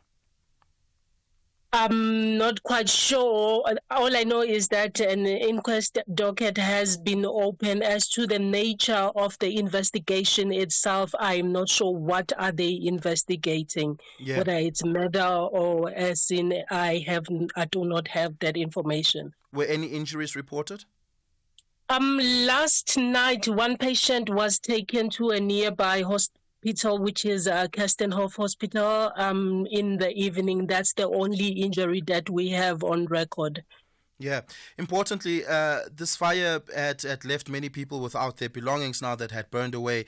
Do we know if everybody that's a resident here has lost stuff in the fire, or are there certain parts of the complex that the fire did not get to? Okay, so there were parts that were not damaged by the fire, especially apartments on the first floor. Yeah. And just lastly, is everything cleared? Are people being able to go back and to try and recover whatever they possibly can? Or is there still ongoing efforts towards keep making sure that no fire breaks out again spontaneously after the fact, or that it's not a toxic environment? All operations, firefighting operations and search and rescue operations have been terminated. So residents will be allowed to go back to look for their belongings. And just to add on the previous question that you asked, 77 apartments were not damaged and 62 is the recorded damaged, and it's a total number of 139 units in total. Yeah. I'm going to have to leave it at that. Thank you so much for your time this afternoon. Olile Kumalo is the spokesperson for Johannesburg EMS. I'm taking your reactions. Give us a call, 086 000 2032. You're listening to the National Pulse on SAFM. Let's have a listen at this WhatsApp voice note reaction. Afternoon, Oliver. South Africans were displaced from workplaces such as restaurants, filling stations, trucks, domestic work. They are on 350 social grant. Why can't the government reverse the status quo and take that 350 and pay teachers? I'm sure that will make sense. That 350 will generate money for the teachers. Let the government reverse the status quo. Norman from Brixton. Do you agree with that? That the government must suspend or stop its program of social welfare for the unemployed, the 350 social grant of distress, and redirect that money to education? Do you agree with that view? Give me a call, 086 000 2032. I'd love to hear from you. 086 000 2032. You can send us a WhatsApp voice note on 0614 104 107. There seems to be a lot of reaction around the conversation around where our national teams should and should not be playing, and what smaller cities can benefit from national teams playing in those cities, such as Mbombela, Nelspruit, which is Mbombela, Durban, Polokwane, the Eastern Cape, Gqeberha in particular. Let us know what your thoughts are on that. 086 000 2032. A little bit later on, I'm going to be in conversation just after 5 o'clock at the top of the hour with the Minister of Basic Education, Siviwe Gwagube. We're going to be talking on a range of things, but particularly the budgetary constraints that education, basic education in particular, is facing in South Africa. Let's have a listen at this WhatsApp voice note. Good day, Bishop Makwana from Leboa Zone F. Oliver, I differ greatly with the statement said that Bafana, if taken to other provinces, it will garner more support. No. It needs to perform. It needs to perform to the best of its ability so that people could start making time to go and see it. They could come to Polokwane, there will be still a handful of people.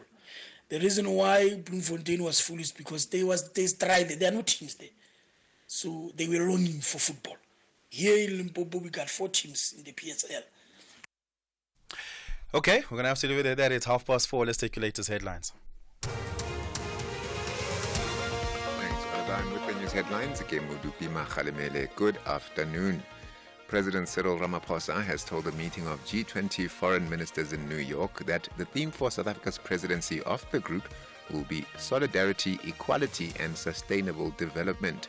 South Africa assumes the presidency from Brazil in December. The Defense Department says for the country to move forward and redress the past, it's important for government to repatriate the remains of freedom fighters from other countries. And the Eastern Cape Geographical Names Council has confirmed that it has received an application for the name change of one of the busiest roads in Gqeberha, Cape Road, to Siyakolisi Road.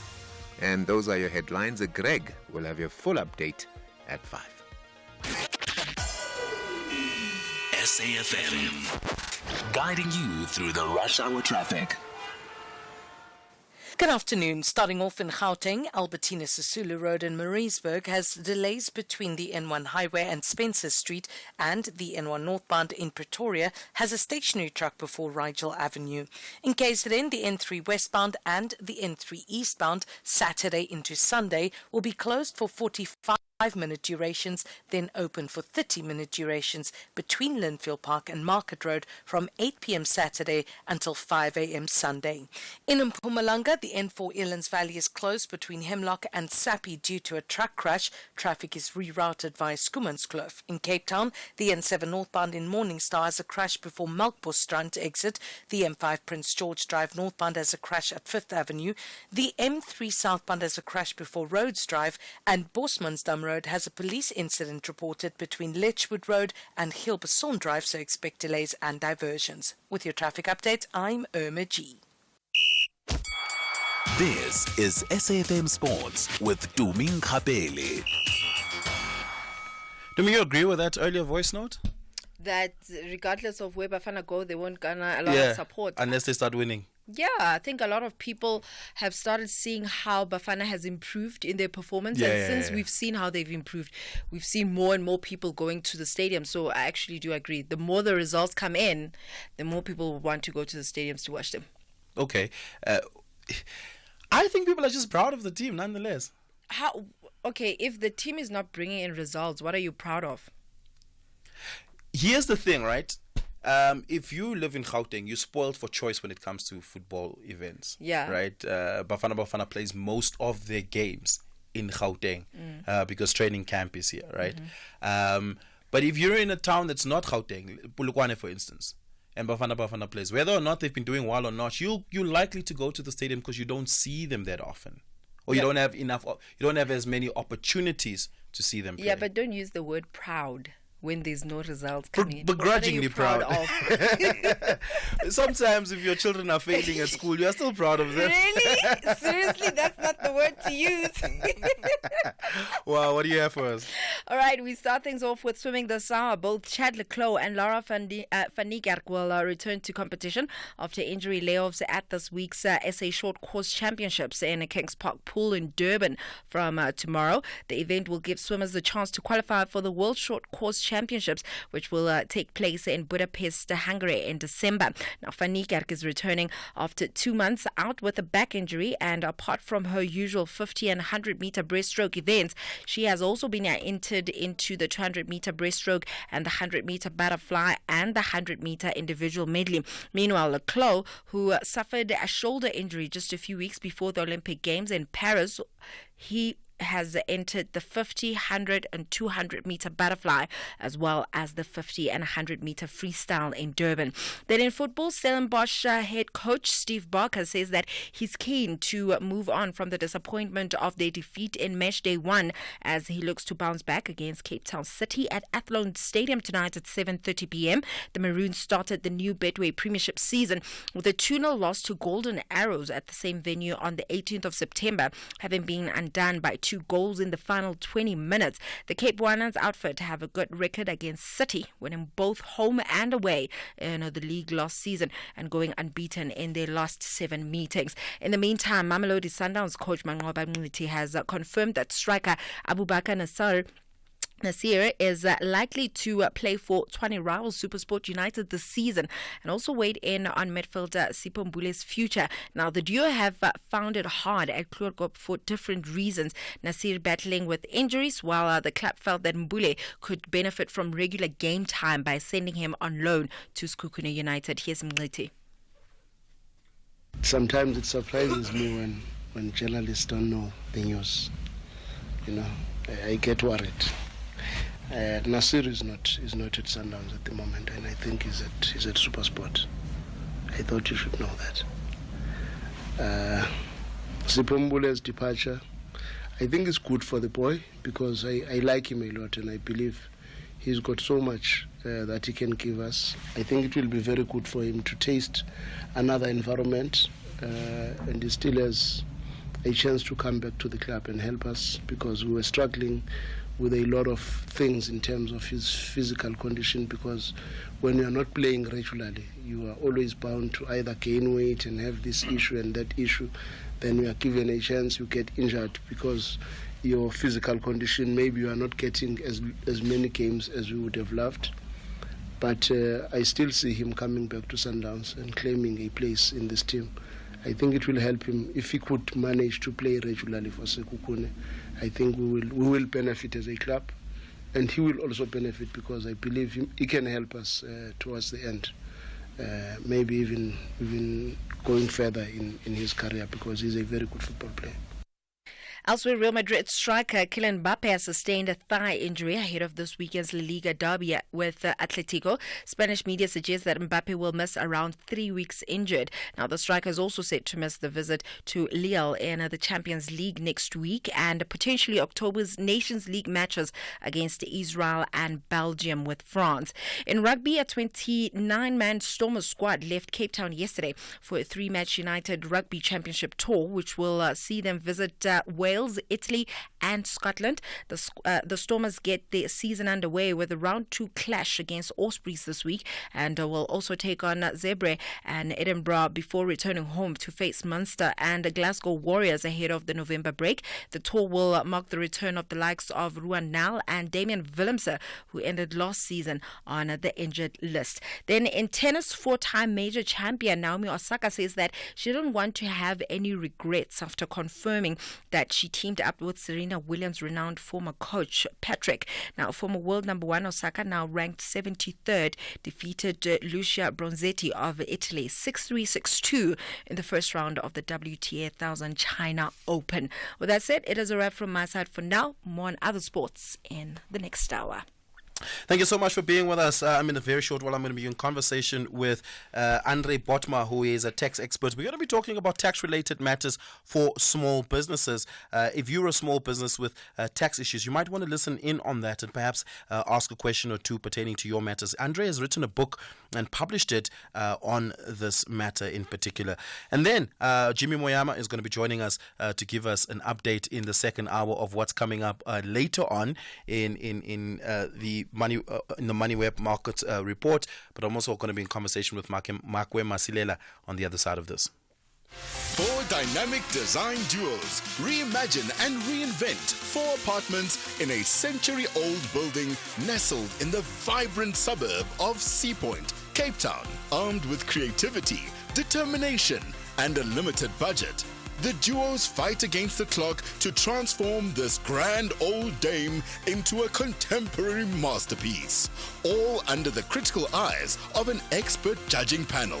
The winning duo will claim a grand prize of 300,000 Rand, with an additional 100,000 Rand going to the fan favorite team, as voted by viewers. Channel your inner wow with My Design Rules, Sundays at 7 p.m, only on S3. Open up. Kickstart your journey to success in 2025 with the Durban University of Technology. DUT offers programs in the faculties of Accounting and Informatics, Applied Sciences, Arts and Design, Engineering and the Built Environment, Health Sciences and Management Sciences, open for applications for 2025. Applications close on 30th September 2024, but dates may vary. Visit dut.ac.za for a full list of available programs and entry requirements. Apply now through the Central Applications Office by visiting cao.ac.za. The wait is finally over, and we can safely say that Tropica Island of Treasure is back to serve you some really great entertainment. Tune into S3 from the 28th of September to cheer on the 7 teams who will be vying to win a shared prize of 1 million Rand, a brand new car each, and become the champions of Tropica Island of Treasure Season 11. Fancy 50,000 bucks? Predict the champions of Tropica Island of Treasure, and you might be sipping that cold, refreshing Tropica all the way to the bank. Follow at MyTropica and at SABC3 for more information. Channel your inner champion with Tropica Island of Treasure. Starts Saturday the 28th of September at 6:30 p.m. only on S3. Open up. S3. Economic news on SAFM. Facts and figures you can count on. Makwe Masileda, the Chief Investment Officer at Makwe Fund Managers, joins us now. Makwe, we start off this afternoon with some companies news. Gemfields have released their interim trading update. Is it looking positive? It unfortunately is not, Oliver. Afternoon to you and to the listeners. The guys expect profits as headline earnings per share to drop by 21%. Remember, these guys mine and market the colored gemstones. Higher quality gemstones, Oliver, typically remain more robust than lower quality gemstones in challenging times, and the company remain vigilant given that the luxury and gemstone sectors are facing greater uncertainty than they have seen in the last 3 years. But demand for rough emeralds and rubies has remained healthy. And when it comes to the markets, remember we closed yesterday, so we are kind of playing catch up. And we've seen Beijing made good on its stimulus plans as the People's Bank of China lowered their 1-year rate by the most on record. And that's a day after announcing sweeping stimulus. And yesterday, China, as we said, announced its most aggressive economic stimulus since COVID-19. Global stocks reached record highs, even though China's stimulus rally is gradually fading, but the local pulse is playing catch up, as I said. As we closed yesterday, we are now up 1.4%, with both resources and industrials doing the heavy lifting, and focus has now shifted to upcoming clues from Fed officials. The rand is standing tall as the US dollar continues to fall, and that's since that jumbo rate cut. Oil prices falling as investors are reassessing whether the latest Chinese stimulus plans will be sufficient to boost the economy, then lift demand. Brent crude is down 1.2% at $74 a barrel, and hopes of another large US rate cut is helping the euro metal to trade at all-time highs. Gold is up 0.2% at 2,663, and platinum is up 0.7% at 994. The rand firmed just around 0.5% against the US dollar, is now 17.16, and at 23 against the pound and 19.21 against the euro. Yeah. Let's take a look at international markets this afternoon, and of course local markets as well. 18 minutes to the JSE closing. What's it looking like? You know, the guys managed to have that rally, benefited from the rally, that is the US and the European peers, because they were excited about that stimulus. Remember, all along, people have been waiting for them to come with some serious stimulus. But after the markets have reacted to that, today they are giving back most of those gains. All those markets are trading mixed. Yeah, Margaret, thank you so much for your time. Really do appreciate it. 50 minutes to the top of the hour. Give us a call, 086 000 2032. What is on your mind this afternoon? What would you like to react to? Across South Africa, online and on radio. SAFM, let's talk. Let's have a listen at some of your WhatsApp voice note reactions before we go to the lines.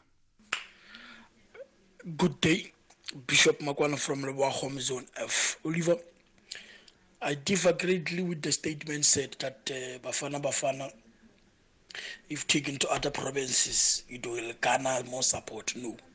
Hi, Oliver. Thank you for a wonderful show. Thank you, man. Thank you. Beautiful, beautiful. I'm shocked at the headlines now from Madupi. Something going on in the Eastern Cape about a name change. Does the Eastern Cape really need a name change of a road? I think they got bigger fish to fry there. I think they got bigger problems in the Eastern Cape. And a road name change is definitely not one of them. Thank you, Oliver. Thank you very much for that. Really do appreciate it. Let's go to the lines. Lorraine calling us from KZN. Good evening. You want to comment on the appointment? Good afternoon. Good afternoon. My goodness. You want to comment on Naledi Pando's appointment to the Nelson Mandela Foundation? That is correct. And thanks for taking my call, and thank you to the listeners. And I have just one more comment on something else, but I'll make it very quick. Mrs. Naledi Pando has been a very apt and she deserves all the accolades she could possibly get from her position she just recently occupied, and from what I thought she was retiring.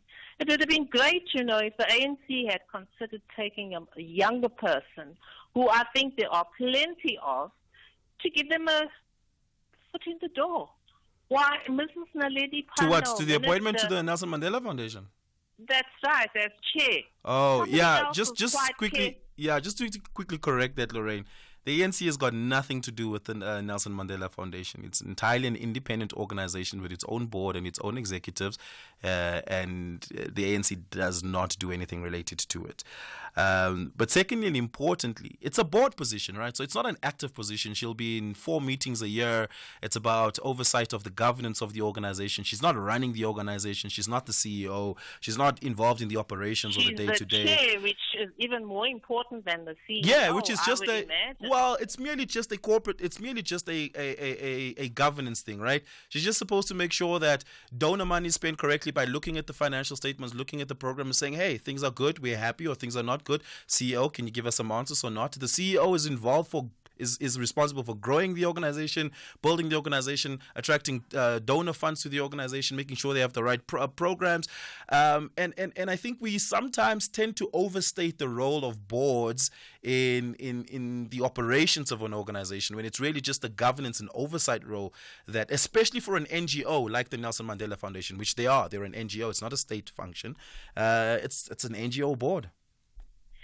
So, and I hate to argue with you but this is my sentiment, and I'm going to stop it there, right there. I think there's as many young people capable of fitting that position comfortably and doing a sterling job.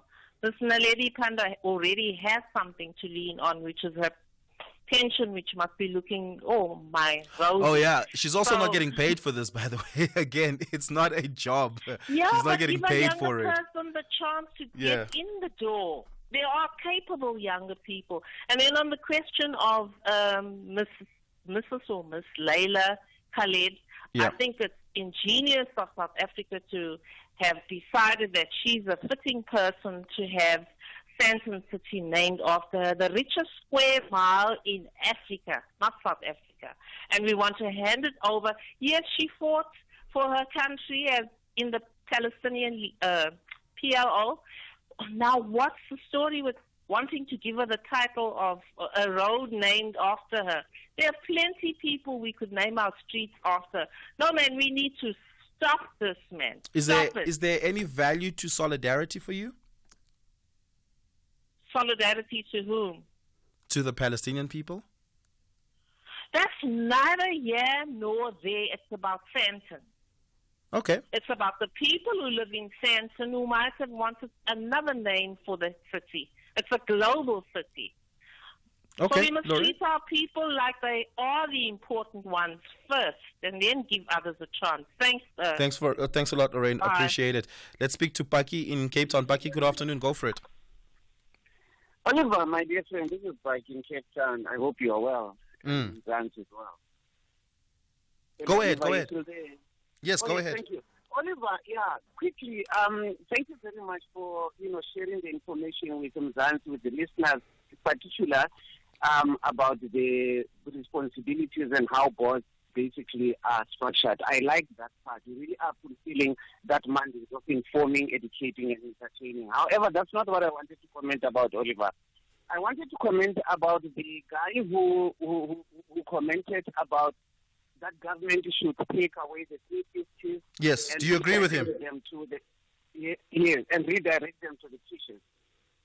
Yeah, do you agree with him? No, I don't agree. I don't agree with him, and I will tell you why, just for a few seconds. That gentleman needed to educate or inform himself about what is the purpose of those 350 rands, and then differentiate them from the salaries, which he thinks these 350s need to be redirected there. So I think somewhere around there he needs to be educated around that scenario, or around this scenario, Oliver. But once again, thank you very much. I'll give you another opportunity at it. All you're saying is that he needs to be educated about it. You're not actually saying why you disagree with him. So maybe tell us why you disagree with him. Oh, yes. So, I was actually mindful of the fact that maybe some people are still waiting to be... Yes. No, I'll give you a minute. Go for it. It's fine. Let me get on it. The part of education is that, remember these 350s were an integral part of what government is trying to do to alleviate poverty, to assist our people to at least get something on table, and also to assist others to start something out of these 350s. Not necessarily to create a spirit or the sense of dependency on government, like many other people have always believe that the government is actually trying to create, making people to be lazy. So now, if I don't agree that they must be redirected. Now, coming to the teachers, remember the teachers are earning a salary. Now, it also now tell us that, okay, but how about like instilling the financial education insofar as how to utilize money, how to utilize the salaries, whether a person is getting a salary or a wage, or even the gratitude, whether it is someone like, for example, we do have the assistant teachers. If we are giving them, that is now the wages, how can we actually say, initiate or put on that is now the awareness on how to utilize the very same little money that they have. Okay. Instead of having to take from others and applying to this. Like, for example, earlier on, you said you were going to have Minister Farude. She earlier on, made a call that, she wants to meet with the Minister of Finance to see how can we actually, redirect the funding from the non-performing departments to the performing departments. I also don't think that would be that is actually a wise move to do. Okay. Why would you want to redirect? Yeah. Pagi, I think the point has been made there. I'm going to have to leave it there. Thank you so much for your call. I really do appreciate it. Pagi calling us there from Cape Town. Let's take a break. On the other side of this, we continue. The following advert is directed at HR and finance executives. Hi there. Hi. Your talk on employee benefits earlier was very insightful. Oh, thank you. I'm trying to figure out who I should connect with on how best to structure our company's employee benefits. Any suggestions? Well, I trust Old Mutual Corporate Consultants. They offer expert advice on optimal investment strategies, retirement fund management, employee benefits design, and much more. This means you'll get the best advice on your employee's future. Visit oldmutual.co.za/employee benefits and go from questions to solutions with Old Mutual Corporate. Old Mutual Corporate Consultants is a division of Fairburn Consult FSP 9328, a licensed FSP and member of the Old Mutual Group. T's and C's apply. Attention all caregivers of children. Are you and your children's vaccinations up to date? Vaccinations can prevent serious diseases and prevent hospital stays. Protect your little ones by getting them vaccinated. Don't wait until it's too late. Talk to your healthcare provider today about getting your child vaccinated against serious childhood diseases. Because health matters. This message is brought to you by Sanofi and the National Department of Health. Channel Heritage Day your way on Afternoon Express on Tuesdays at 6 p.m. only on S3. As Chef Ruben Riffel braais lekker curried lamb skewers, we rock our traditional regalia, and Jules Harding of Good Luck celebrates her daughter Skylar's first Heritage Day, and it's orange malva pudding for dessert. That's Afternoon Express this Tuesday at 6 p.m. only on S3. You're listening to the National Pulse on SAFM. 5 minutes to the top of the hour. You're tuning into the National Pulse. My name is Oliver Dickson. Thank you so much for joining us. Andre Potma, who's a tax expert, has published a book on tax-related matters specifically for small businesses, helping them get started. Andre, good afternoon. Thank you so much for your time. Welcome to the show.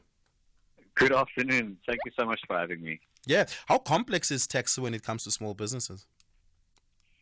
I mean, the complexity comes in where a lot of small business owners are, it's the owner-managed business. So the owner might be a photographer or just in any type of industry, so won't necessarily know the ins and outs when it comes to the accounting and tax things. I just had a conversation today with somebody who didn't know the difference between a normal company and a small business corporation, for example.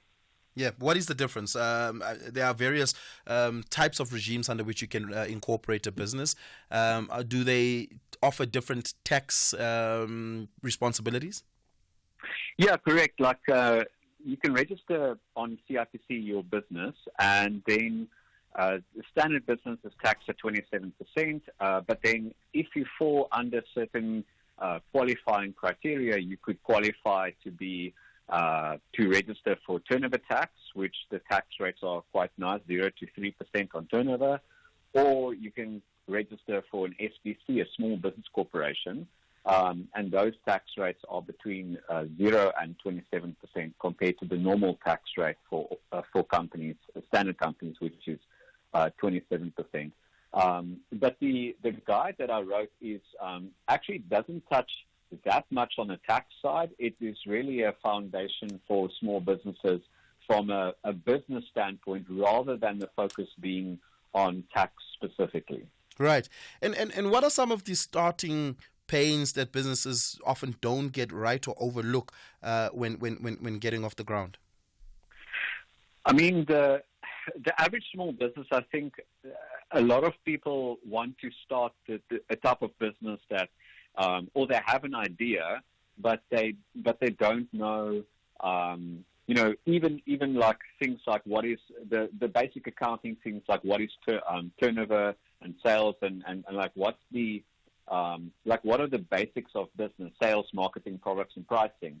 And so starting off there with what are you selling and to whom, like who's your ideal customer, and figuring out those type of questions in the beginning of your business will answer a lot of questions and create, those are usually pain points that people only figure out after they've been 2 years in business, and then have to figure it out experientially rather than considering them even before you start the business. But then also, there's very little information. I mean, everybody tells you, hey, you should register your company on CIPC. It only costs 150 Rand. Sure, and you'll have your company registration number within 24 to 48 hours. But they don't know that you can trade in your own personal name as a sole proprietor, number one. And number two, deregistering a company takes not 48 hours, but maybe 6 to 9 months to deregister a company. And also things like a lot of people don't know that you have to have an accountant once the business starts trading. So there's a lot of starting point things that needs to be ticked off. Yeah. And just lastly, finding an information portal as a small business owner where you can get sort of all these answers is very difficult to come by. And I'm assuming your book shares a lot of those sort of answers that small business owners might frequently ask themselves when starting out. Where can those who want to get a copy of it, get a hold of it? So the copy of my book can be bought from my company's website, www.irhafu.com, and it's under the ebooks section. They can pick up the book there. It's basically a 32-page guide on starting a business in South Africa. And I'm going to do an expanded version thereof by the end of November, which turns it into a bit of a workbook that you can update as you get along in your business. Yeah. We're going to have to leave it there. Thank you so much for your time, Andre. Really do appreciate it. Andre Botma, who is a tech guru. Give us a call on the other side of this in conversation with the Minister of Basic Education, 086 000 2032, 086 000 2032. I want to have a listen at this WhatsApp voice note. Oliver, good afternoon. On moving the Bafana Bafana team to other areas, just a simple example. I'm looking at my son who's playing rugby. You know, I'm not always there to watch his games because I'm traveling a lot. But when I am there, the guy just plays on a different level. The coaches would come to me and say, can't you make a plan to be here more often, because the guy is just on a different level. The same goes for my daughter when she plays netball. And the coaches, they don't always know me, the netball team, but they would say, and they would mention the name and say, today so-and-so is just playing a phenomenal game, you know. I think where the support is, the performance will be there. Thank you. I agree with that 100%. If we support Bafana Bafana unrelentlessly, or relentlessly rather, they will perform better. It's a simple science of sports psychology. It's 5 o'clock. Greg Cole says your latest bulletin.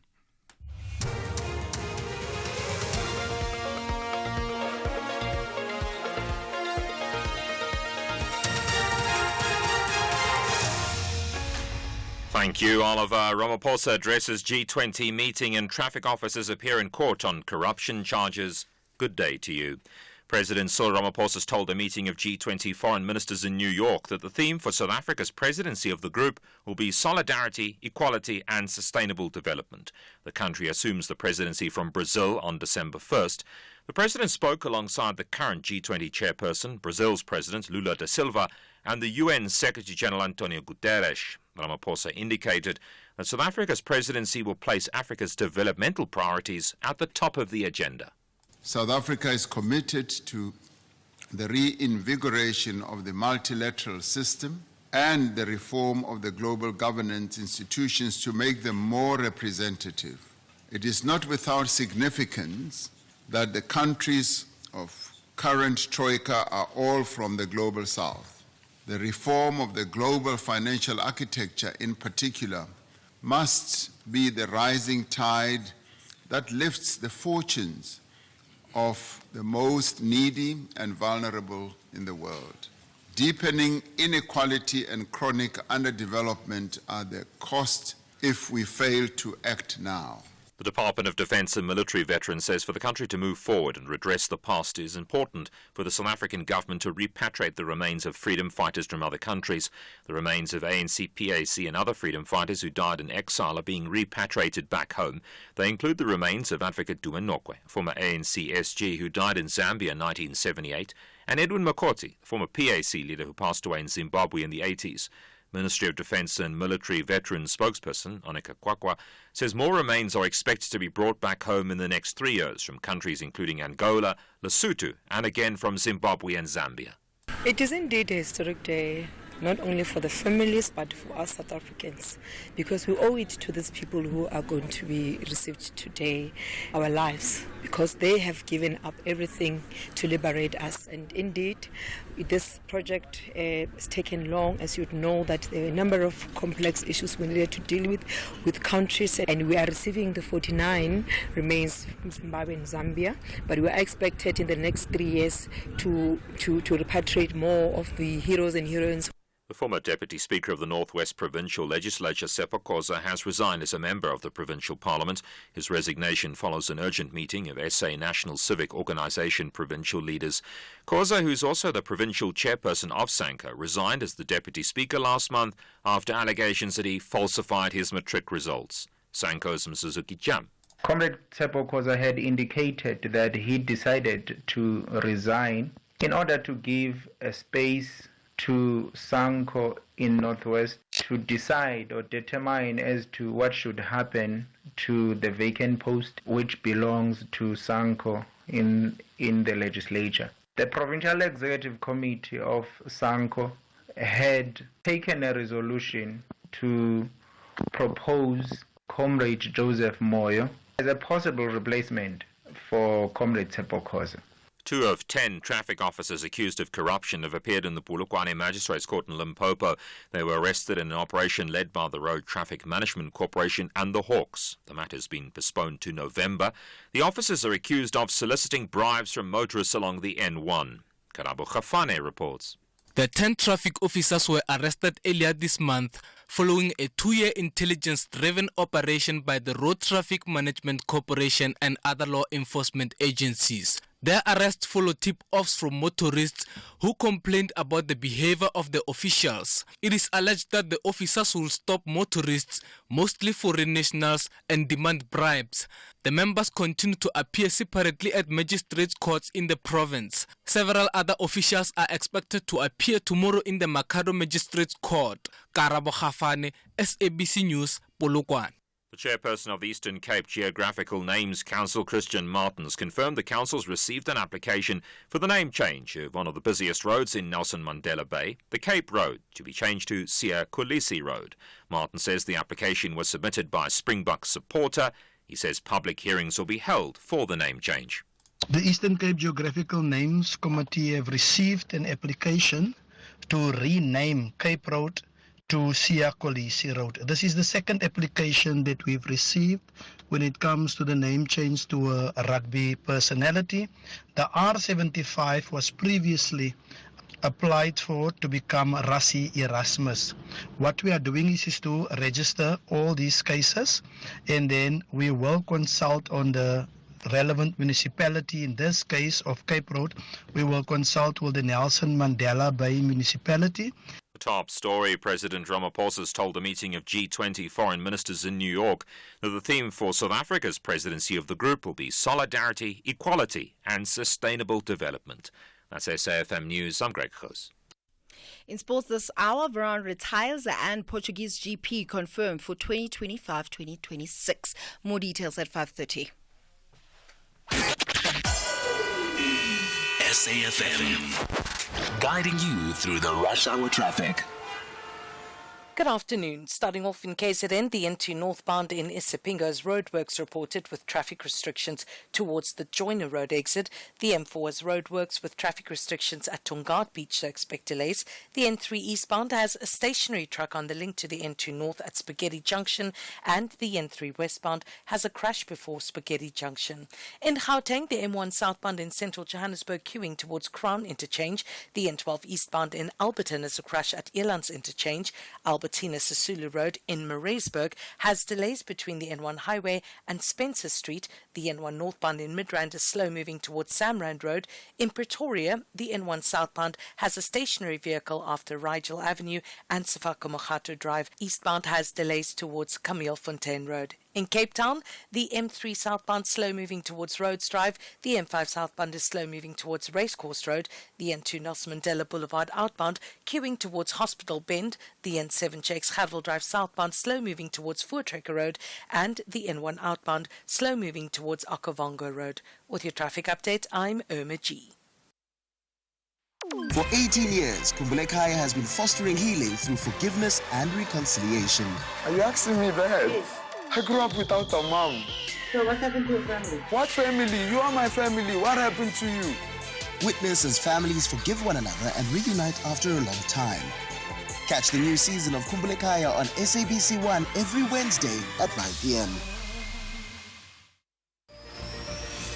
Standard Bank Group, the biggest bank in Africa by assets, in partnership with SOAS, will host the 4th Annual Climate Summit on 1 October. This summit will host insightful discussions with various industry experts in charting Africa's course to net zero. The annual summit is one of Standard Bank's sustainability initiatives dedicated to driving growth on the African continent. Tune in to the SAFM Facebook page and be part of the conversation in shaping the future of Africa's energy transition. Brought to you by Standard Bank Corporate and Investment Banking. The Blues want to ensure they control the 90 minutes in their own backyard to grab maximum points. Oh, somehow he's got there, and he's poked it in! Super sub, Christopher Nkunku. Meanwhile, the Seagulls want to be remembered for causing an upset at Stamford Bridge. Oh, he digs it across, should be the match-winning moment, Pedro! Brighton have won it in early time! This is the Premier League. Catch the spectacular encounter between Chelsea FC and Brighton and Hove Albion FC on Saturday, 28 September at 3:30 p.m. live on SABC3. Also available at your fingertips on SABC Plus and SABCSport.com.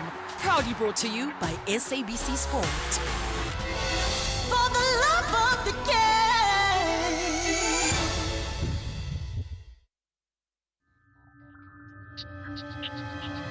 The National Pulse, weekdays, 3 to 6 p.m.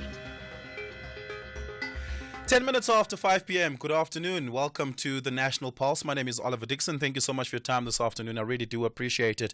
I'm now in conversation with the Minister of Basic Education, Siviwe Kwagube, who earlier on today had addressed a press briefing outlining some of the financial challenges faced by basic education in South Africa and what could potentially be done.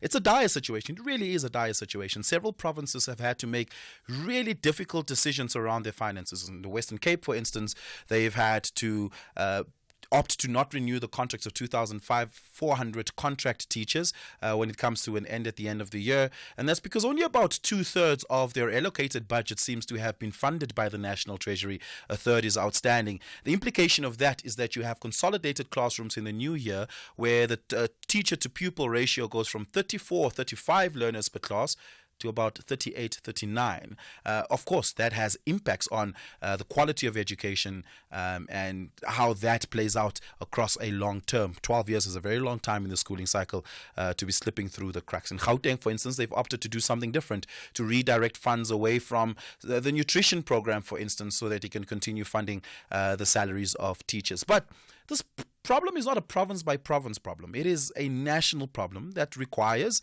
a national piece of intervention. And that's what I want to talk to the Minister about, but several other matters. Minister Kwagube, good afternoon. Thank you so much for your time. Good afternoon, Oliver, and good afternoon to your listeners. How badly is the coffers of basic education in South Africa? Look, Oliver, one of the things that I did mention in the press briefing this afternoon is that the situation is obviously quite serious, but it's not insurmountable. I think there are solutions, both short-term and long-term solutions that we can employ to arrest the situation. But I have warned that if we don't do so, that we are staring at a very difficult next 3 years. And my concern is that we may not be able to essentially produce the kind of outcomes that we need. So one of the things that we've looked at as the DBE is, for the first time in a long time, we've done an analysis of the finances across all 9 provinces. This was important because, of course, you'll remember that provinces are concurrent, provincial departments, and alongside the DBE are a concurrent function. So while there are grants and monies they receive from DBE, effectively the delivery of the education product itself is done by the provinces through the equitable share which they get from their provincial governments. So to be able to do a deep dive in the finances was important to understand where exactly are the pressures, because we started hearing some provinces saying we're not going to be able to sustain this current basket of posts, or we will, but it will come at a cost of something else. And so I needed to get an understanding, a handle on where are the pressures, and if can we quantify the pressures? Can we make projections between now and the next 3 years? What would be looking at if we don't intervene, so that we can make one solid case, a compelling case to Treasury to say that we need, firstly, financial cushioning now, so that we may be able to sustain ourselves, but also we have to look at longer term solutions in order to look at how we reprioritize national budgets to essentially fund frontline services. This is a bit of a rudimentary question, but I think an important one. How does the budget allocation for education work in South Africa? Does it come through the Division of Revenue Bill, which basically says to every province, here's your equitable share based on what your programs are, and you guys decide that, and the MEC of Education of every province gets that budget and they make sure they do the right things with that? Or does it go through the national office, that is to say your office, in a separate bill, and you then decide to separate it in a similar style of a Division of Revenue Bill to each province? How does the process work? It's a good question, Oliver. So it comes in two different ways. It's a good question because I want to link it to the nutrition issue that you raised earlier. The most of what we call the cost of employees would come, the compensation of employees would come directly from what is the equitable share. So it will move from the DORA, as you say, the Division of Revenue Act. And so provinces will be given the equitable share. Then provinces generally would spend about 33% of their provincial equitable share on education, or whatever the case may be. And now again, you'll appreciate that DBE has no say as to how much money the province spends on education, but there's a generally accepted sort of fraction of what provinces ought to do, because of course of the cost of employees and everything else they need to do, and goods and services. Then the Department of Basic Education at a national level is responsible for the disbursement of grants that are conditional to provinces. So let me make an example. The school nutrition grant is pegged at 10 billion rand a year. That is divided to provinces up by how many learners they are supporting with the school nutrition. So that comes directly from Treasury through DBE, because of course we would have the statistics, but those grants are absolutely conditional. For instance, also the SAFE projects infrastructure grant, provinces can't spend that money on anything else. They've got to spend it on upgrading infrastructure. So it's funded in both ways. Yeah. And so when you meet with the Minister of Finance in Mincombud, and when you meet with the Budget Office, Edgar Sishi being the head of that office, you have to plead the case on behalf of basic education in the country. What is the case that you're making to them? The case is a simple one, really. It's not very complicated. It's to make the case on behalf of the sector, to say, well, while we know that there are reasons why we are here, we've made poor policy decisions over the past 10 years, bailed out state-owned enterprises at the cost of investing in our really core business as a government, which is investing in policing, in education, in healthcare. We've lost 1.5 trillion rand on corruption over the last 10 years. So here we are. But now we're not going to simply say, well, there's nothing we can do about it, because there are 13.5 million learners who are looking to us to make a difference. There are 500,000 teachers in the system who are saying, well, how are you going to look after me? So the case we're making to Treasury is that there are urgent things that we need, short-term solutions that we need to cushion the blow, so that we can reverse some of the things that the provinces are saying they'll cut in order for them to be able to balance their books. But then also we need to have a far more longer term look, and to say, and I think this is not something that's limited to Treasury or DBE alone, Oliver. I think this is a case that the South African government needs to look at, to say, how do we fund frontline services in South Africa? How do we fund police? How do we fund healthcare? How do we fund education? And if we're saying the state does not have any new money, That means we've got to reprioritize. That means that when we talk about tightening the belt, we have to mean it. And we can't be speaking about tightening the belt here, but doing some vanity projects or hanging on to projects that have no impact. We have to save teachers and we have to save the sector. It's as simple as that. And so that's the compelling case I'm making to the minister to say, yes, of course, we know that there's no new money, but we're asking for reprioritization.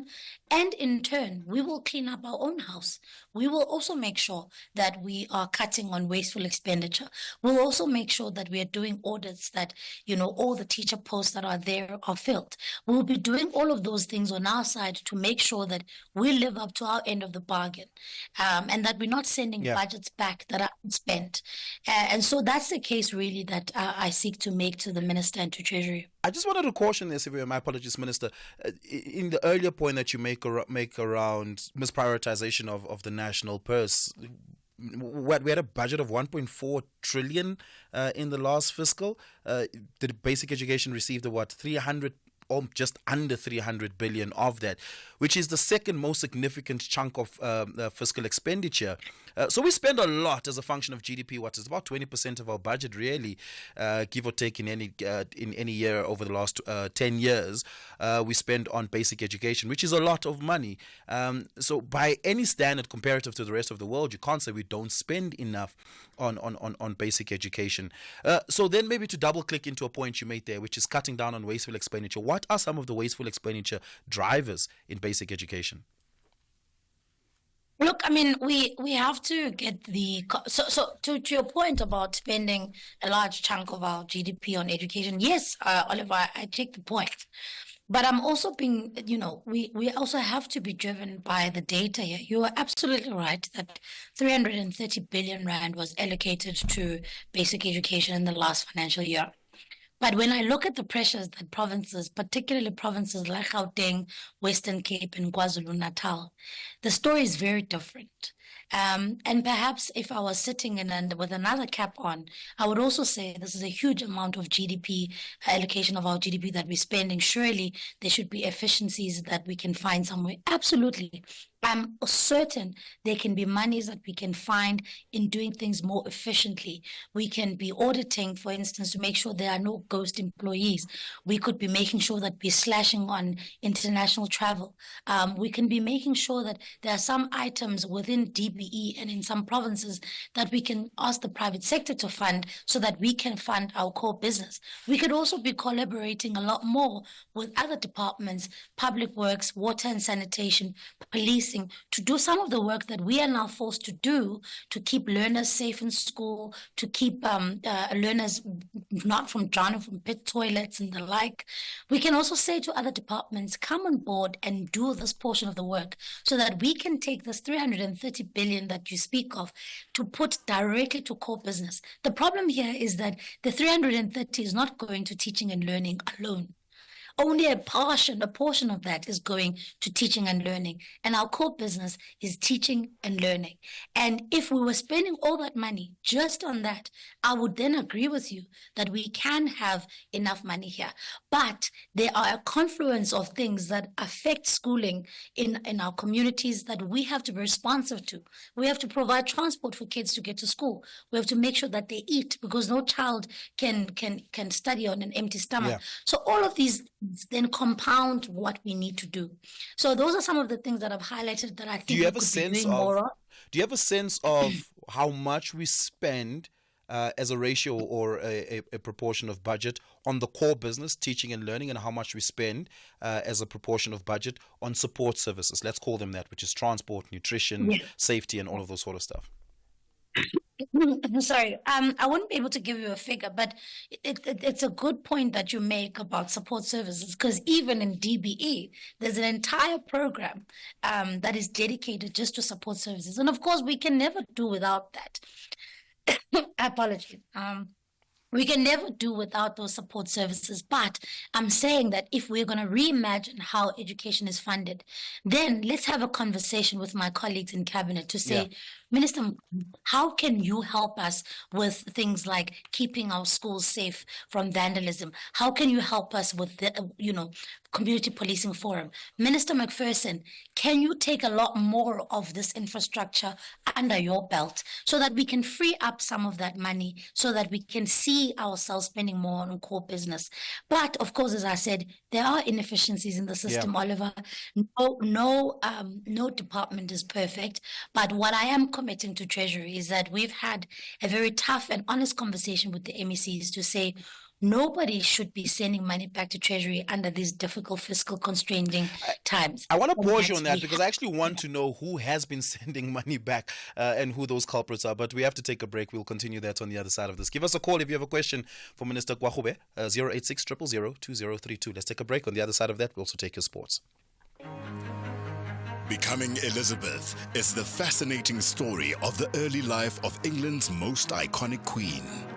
With no clear heir, the death of King Henry VIII sets into motion a dangerous scramble for power. Elizabeth's fascinating and factual journey to secure the crown is filled with scheming, betrayal, and illicit relationships that threaten to bring forth her demise. At a time in which every man or woman of the court is on the wheel of fortune, which may take them to a position of great power one moment, or the executioner's block the next. Channel your inner royalty with Becoming Elizabeth, Saturdays at 9:30 p.m. only on S3. Open up. S3. Think bigger than just a banking partner. Think a team of specialized experts supporting you to make better financial decisions to enable your growth aspirations. Think a strategic partnership providing indispensable advice to help you make the right moves. Think bigger. Think Nedbank Commercial Banking. For more information, visit nedbank.co.za. See money differently. Nedbank. We're a licensed FSP and registered credit provider. 20 outfits of the Premier League are back on the battlefield for another spectacular season, with ambitions to play the world's most competitive and compelling football. Rodri! City 3! West Ham 1! This is the massive fight for the ultimate glory. I said that, was he going to try and beat him from inside his own arm? Oh, boys, it's Caicedo! I can't believe it! What a way to score your first Chelsea goal! Experience the 2024-2025 Premier League season on Saturdays at 3:30 p.m. Live on SABC3 and at your fingertips on SABC Plus. Also available on sabcsport.com. Proudly brought to you by SABC Sport. For the love of the game.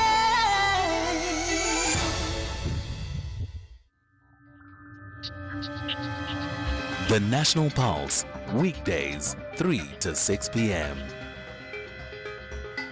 26 minutes after 5 o'clock, I'm in conversation with the Minister of Basic Education, Siviwe Kwahube, and we're talking about money. Yeah, lots and lots and lots of it, and how it's being spent in basic education and how it's perhaps not being spent well. Before we went to the break there, Minister, you had made the point that one of the inefficiencies is provinces sending money back to the National Treasury because it has gone unspent in the financial year. Firstly, which provinces have been sending money back? How much have they been sending back and why? Well, Oliver, I mean, we've seen instances where, for instance, provinces have not spent. One of the biggest culprits has been infrastructure projects. And one of the things that I indicated when I met with the provinces and the MECs for the first time after my appointment is to say that as I'm undertaking my provincial visits, I know that there are massive infrastructure gaps and needs in the provinces.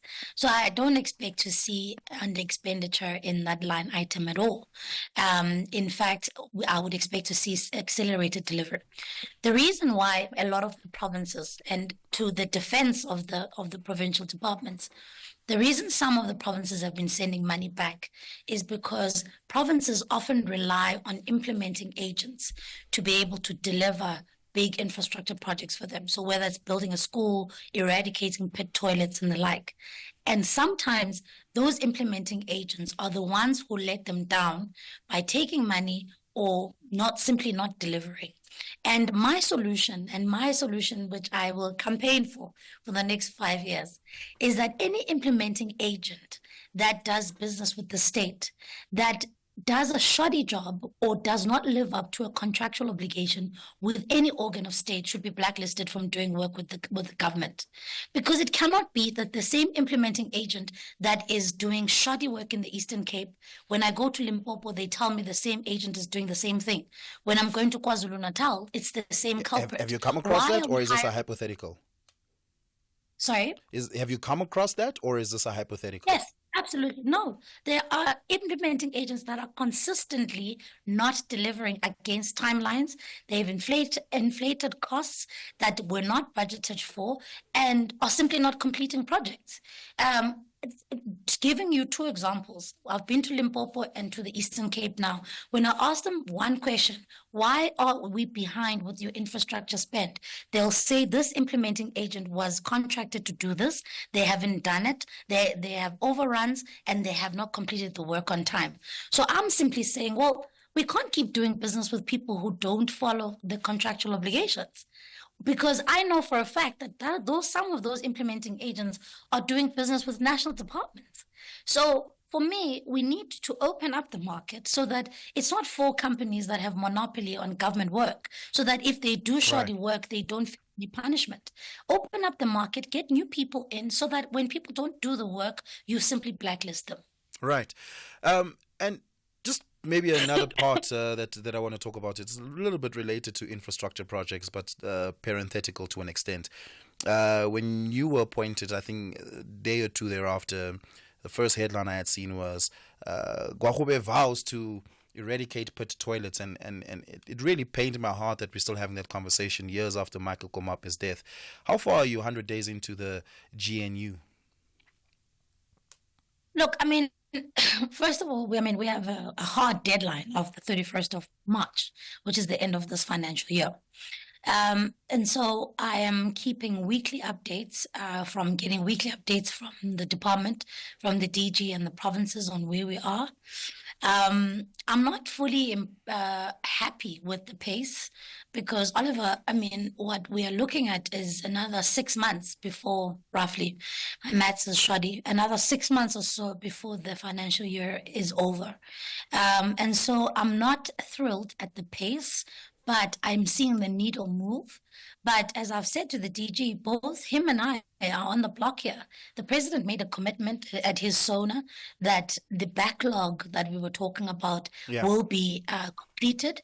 And so we've got to deliver against that. So where are we with the backlog? You'll recall when the first audit was done of pit toilets, there are just over 4,000 pit toilets that were found across the country. So pit toilets and other inappropriate infrastructure. We are now sitting at just over 200 that are left. Just over 200 that are left. But at the same time, remember, these are big projects. And so it's about building and then demolishing. Because in some instances, you'll find in a province like Limpopo, for instance, you've built toilets there already, but then the old infrastructure is still there and has not been sealed.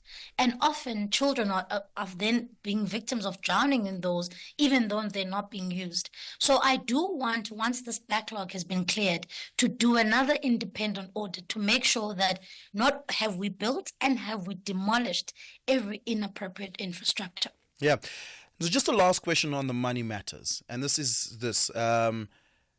We now know that the current account of the national fiscus is behind due to a myriad of reasons: under collection of targets by SARS, a National Treasury not having enough money. This is why the Western Cape is in the situation where it's in, where it has been told, hey, this is how much you'll get, but what they actually received in their bank account is only about 2/3 of that, right? And so there has been an underfunding of the allocated budget. What conversations are you having with National Treasury about what's to be done in the immediate term before the end of the fiscal to make sure that provinces and functionaries in DBE that have been promised money will receive those monies? Look, firstly, we're going to first go to Treasury and make the case that, we need money for these budget line items and that this is the kind of money that we require. Treasury is likely to say, look, here are some of your inefficiencies. We did allocate money here. What happened to this? And we're going to have to go there really prepared to answer the difficult questions. Because remember, Treasury doesn't have some imaginary, hat or bag where they're taking money that doesn't exist. So you have to make the case that in spite of the allocated budget, in spite us using it accordingly, and that's important, we are still short. And we are then hoping that in the medium-term budget policy statement that we would be able to get some reprieve. But again, it doesn't solve the problem. We will still have to go back, as I said, as a government, decide how we're going to reprioritize money when government does not have money. Yeah. And so it's a bigger conversation, bigger than DBE really. Yeah, I do want us to take a few calls from our listeners. Give us a call, 086 000 2032. But before we do that, Greg House has your latest bulletin. Quick look at the headlines. Police say officers have shot and killed 3 suspected business extortionists and wounded 4 others in Cape Town. AfriForum's private prosecution unit has welcomed the sentencing of a former Defence Force member to life imprisonment. And President Ramaphosa has told a meeting of G20 foreign ministers that the theme for SA's presidency of the group will be solidarity, equality and sustainable development. There's a full update at 6 o'clock.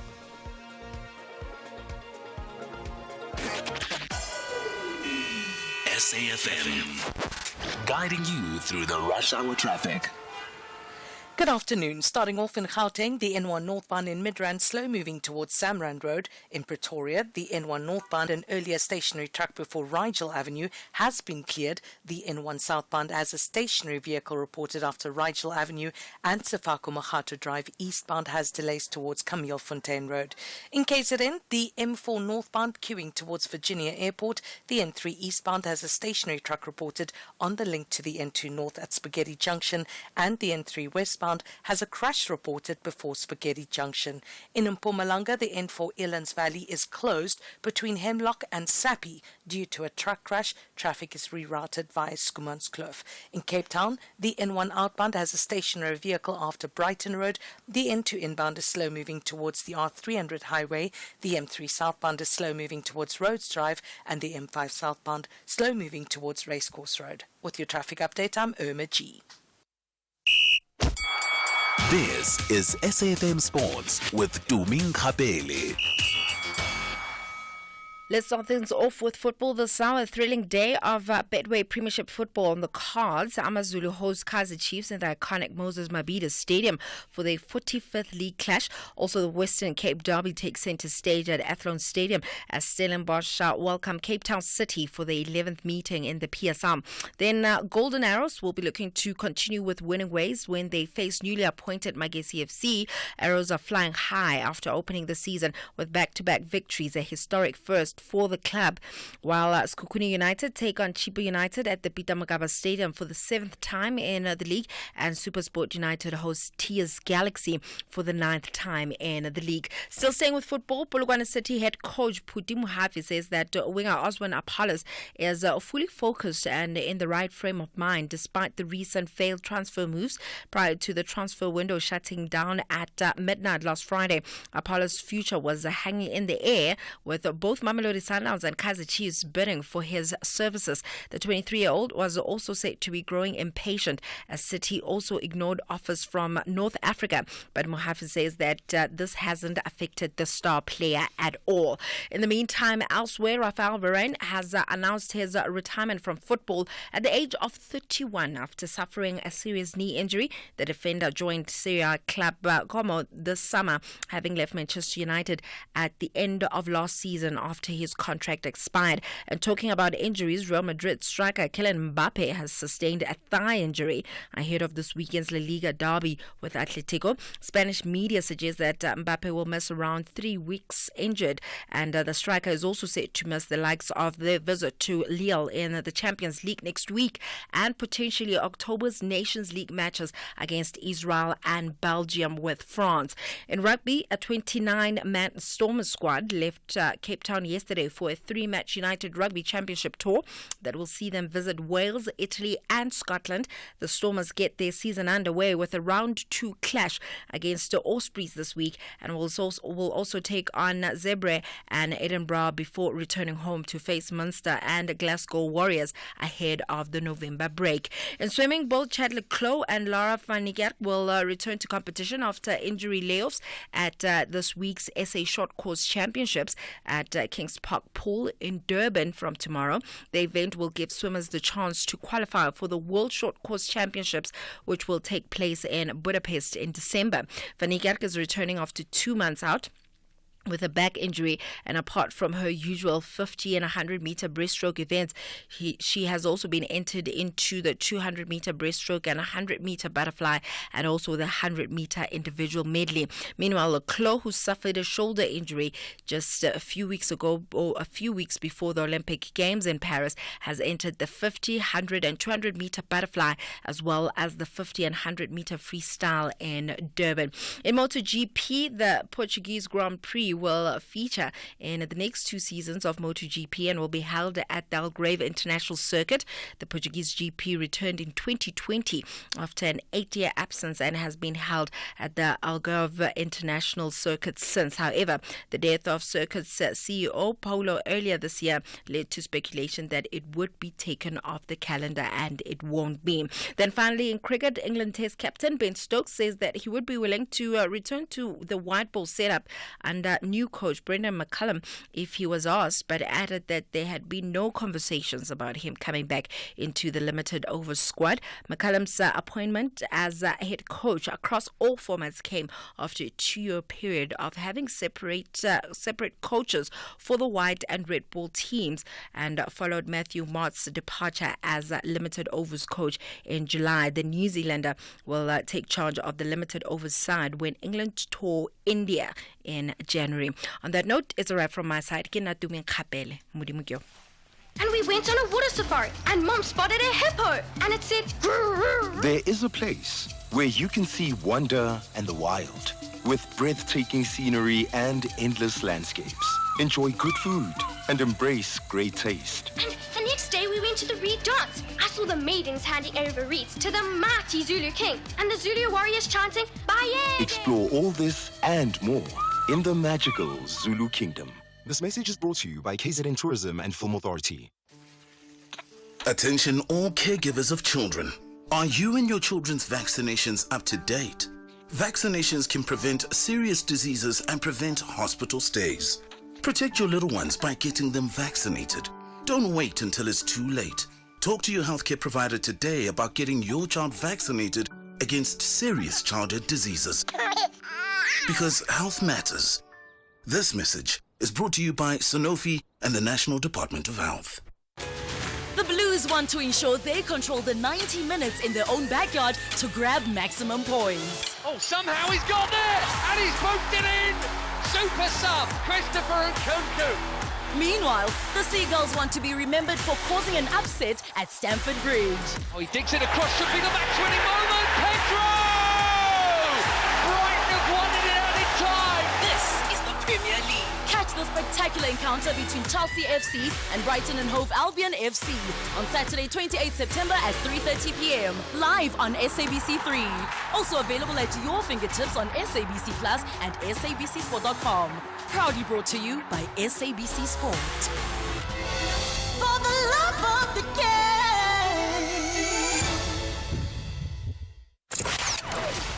Economic news on SAFM. Facts and figures you can count on. It is 19 minutes to the top of the hour. Thank you so much for being with us. We're in conversation with the Minister of Basic Education, Siviwe Kwagube, and we're going to take three callers, very briefly. We do realize there's a lot more, but unfortunately time is not on our side, and then we'll get the Minister to respond to all of them. I also want to read this particular comment. Could the Minister please give an indication of how much of the delays in infrastructure projects are caused by construction mafia and are are also delays in SCM processes, specifically because budgets are yearly, but some projects take more than a year and needed to be budgeted year on year. And I think that's a really, really good question. Let's go to the line 086 000 2032, and then we will get back to the minister in a short while. Jimmy Muya is back with us. He's going to give us an indication of what's coming up on the MoneyWeb market update. Jimmy, what do you have for us today? Good evening, Oliver. Good evening to our listeners. We've got another packed show today. Markets were reacting today for the first time in South Africa, at least, to that Chinese stimulus that was announced by the Chinese government yesterday. We're going to be speaking to David Shapiro of Sasfin Wealth around that and getting thoughts on what that means for global sentiment. It looks as though it's been a great day on the markets front off the back of that announcement. We do have a couple of other economic data points coming out as well. Then we've got a conversation with the guys at Schroders around the impact or the potential impact of US elections on markets. We've gotten the interest rate conversation out of the way, done and dusted. We're in a rate cutting cycle now, but we look forward to what happens in November around the elections, because that is going to be the next big economic event from the US that's going to have a significant bearing on markets. So we're going to look forward to that and start to see how that conversation is shaping up at the moment. Then we've got a conversation as part of our Warning Wednesday feature around illegal lenders. It seems that there are individuals who have been previously approved by the National Credit Regulator, so NCR approved lenders, that have allowed their NCR approval to lapse, and so they are lending without having the requisite authority to do so as a legal lender. That's a very important thing that we do when we look at our Warning Wednesday features, to help our consumers stay aware of things to be on the lookout for. And it seems there's about 4,000 of these lenders out there that are not following proper regulation at the stage. And then, because it's also Wednesday, we have our executive lounge feature on a Wednesday, and we've got a special tribute to a gentleman by the name of Osman Arbi. He is the CEO of Motus. He will be retiring in a month's time, and he's joining me in studio to just reflect on a 40-year-long career and what he's looking forward to about retirement. But before we get to that, let me give you a quick summary of how the markets have been moving. As I said, they certainly have been moving throughout the day, and the all shares up about 1.4%, the top 40 about 1.5% in the green. Resources were up about 2% on the day, with industrials also north of 2%. Financial stocks were the lagging sector. They were up only 0.33%. But if we look at the performance of the rand, 17 rand and 20 cents against the US dollar, 22 rand 96 cents against the British pound. We are below 23 rand there. 19 rand 19 cents against the euro, 11 rand 77 against the Australian dollar. The gold price made a new all-time high yet again today. Currently sitting at $2,660 odd an ounce. Brent crude still $74 or so a barrel. Platinum price finally back towards that $1,000 level at about $995 an ounce.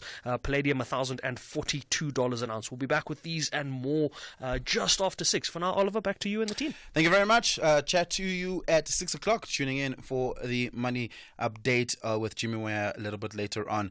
Give us a call, 086 000 2032. You're listening to the National Pulse on SAFM. SAFM. We're going to jump straight into your questions and get Minister Gwahube to respond to them. Temba, I'm going to start with you in Gqeberha. Temba, good afternoon. Go for it. Thank you, Oliver. I'm phoning from Umtata in the Eastern Cape. Thank you for your time. Now, the rural schools are struggling to retain best teachers, especially teachers for maths and science. Does the minister have any plan of paying a rural allowance to teachers who are teaching in deep rural areas? Because those deep rural schools have high vacancy rates, because teachers are not really willing to go and teach in those rural schools. Does the minister have any plan of paying rural allowance? Thank you very much, Oliver. Okay, thank you so much for that. Appreciate it. Minister, do you want to respond to that quickly? Yeah, thank you to the gentleman in Mthatha. And of course, the issue around rural allowances is one that I was briefed about. And of course, it becomes very, very difficult, because while we want to incentivize some of our best teachers to go into remote areas, it still becomes a prerogative of the province how those allowances are then dispersed or not. And so when I do visit rural provinces, like I've visited Eastern Cape, Cape and Limpopo, I do obviously ask what plan they have in place to attract some of our best talents to our rural areas, because of course it's important that those kids who go to rural schools are not getting an education that is inferior to those who live in metro areas. So it's definitely something that we're grappling with, particularly in a tight financial space, but at the same time, it's something that we must prioritize to look at how do we attract the best talent to our most rural schools. Yeah, let's have a listen at this. Oliver, hi. It would be interesting to ask the Minister, the same DA government that is running the Western Cape has unilaterally cut, 12,000 jobs, teachers' jobs in the Western Cape, and unilaterally so, if I remember correctly. So, it's wonderful to hear her sound so fair and balanced now, but where the DA is ruling, it doesn't appear to be so. Minister, maybe to rephrase that question, have you been in conversation with the MEC of Education in the Western Cape about potentially reversing the decision to not renew the contracts of the 2,400 contract teachers that will come to an end at the end of the year? Well, this is the part of the process, right, Oliver? Because as I said, I indicated to the MECs that it's important that I don't deal with provinces on an issue-by-issue basis, because there's still 3 other provinces that are yet to make a declaration, also even on their posts, right? So that's why this coordinated approach with Treasury is important, so that we're not just taking up issues for provinces, but I'm coming here as the minister of the sector and saying to you that the pressures are felt countrywide, and these are some of the things that we wish to see happen. Yeah. So, we have been in conversation with all the MECs at the Council of Education Ministers the Council of Education Ministers across the country. So, but at the same time, I'm not prepared to deal with this on a province-by-province basis. Otherwise, we're not making the compelling argument to Treasury that we would like to make, so that we have a comprehensive response. Yeah. And just a last question, and this is more my question, less to do with education and more to do just with governance altogether. It's been nearly, it's about 3 months since you've been the Minister of Basic Education, being in government at a national level, so to speak. What has been your biggest realization about being in government, your own personal learning that you've taken away that's a aha moment or like a big, real learning moment for you?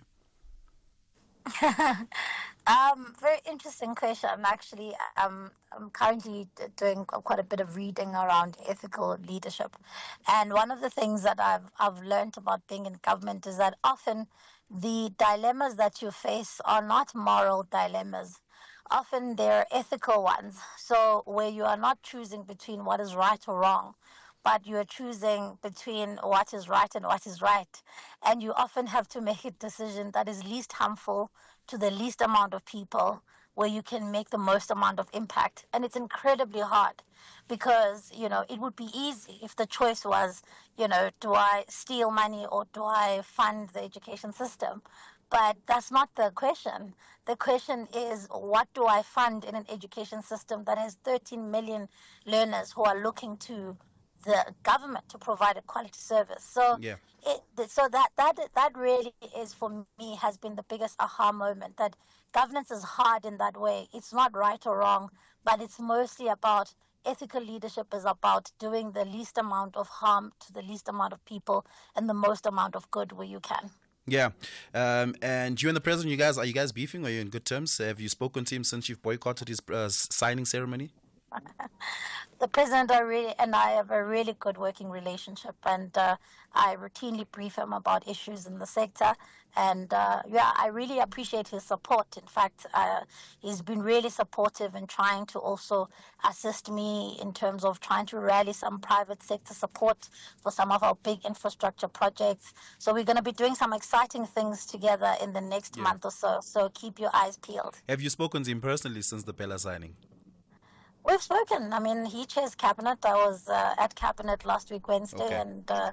and as I say, we have a very good working relationship, and I'm very pleased with how much he's given me his support. Yeah, Minister Sifiwe Kwahube, thank you so much for your time. Appreciate it. Thank you. Let's take a break. On the other side of this, we take some of your calls. Channel Heritage Day your way on Afternoon Express on Tuesdays at 6 p.m. only on S3. As Chef Ruben Riffel braais lekker curried lamb skewers, we rock our traditional regalia, and Jules Harding of Good Luck celebrates her daughter Skylar's first Heritage Day, and it's orange malva pudding for dessert. That's Afternoon Express this Tuesday at 6 p.m. only on S3. The following advert is directed at HR and finance executives. Hi there. Hi. Your talk on employee benefits earlier was very insightful. Oh, thank you. I'm trying to figure out who I should connect with on how best to structure our company's employee benefits. Any suggestions?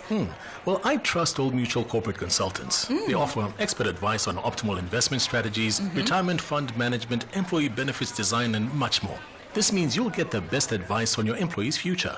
Visit oldmutual.co.za/employee benefits and go from questions to solutions with Old Mutual Corporate. Old Mutual Corporate Consultants is a division of Fairburn Consult FSP 9328, a licensed FSP and member of the Old Mutual Group. T's and C's apply. Four dynamic design duos reimagine and reinvent 4 apartments in a century-old building nestled in the vibrant suburb of Sea Point, Cape Town. Armed with creativity, determination, and a limited budget, the duos fight against the clock to transform this grand old dame into a contemporary masterpiece, all under the critical eyes of an expert judging panel. The winning duo will claim a grand prize of 300,000 Rand, with an additional 100,000 Rand going to the fan favorite team, as voted by viewers. Channel your inner wow with My Design Rules, Sundays at 7 p.m. only on S3. Open up.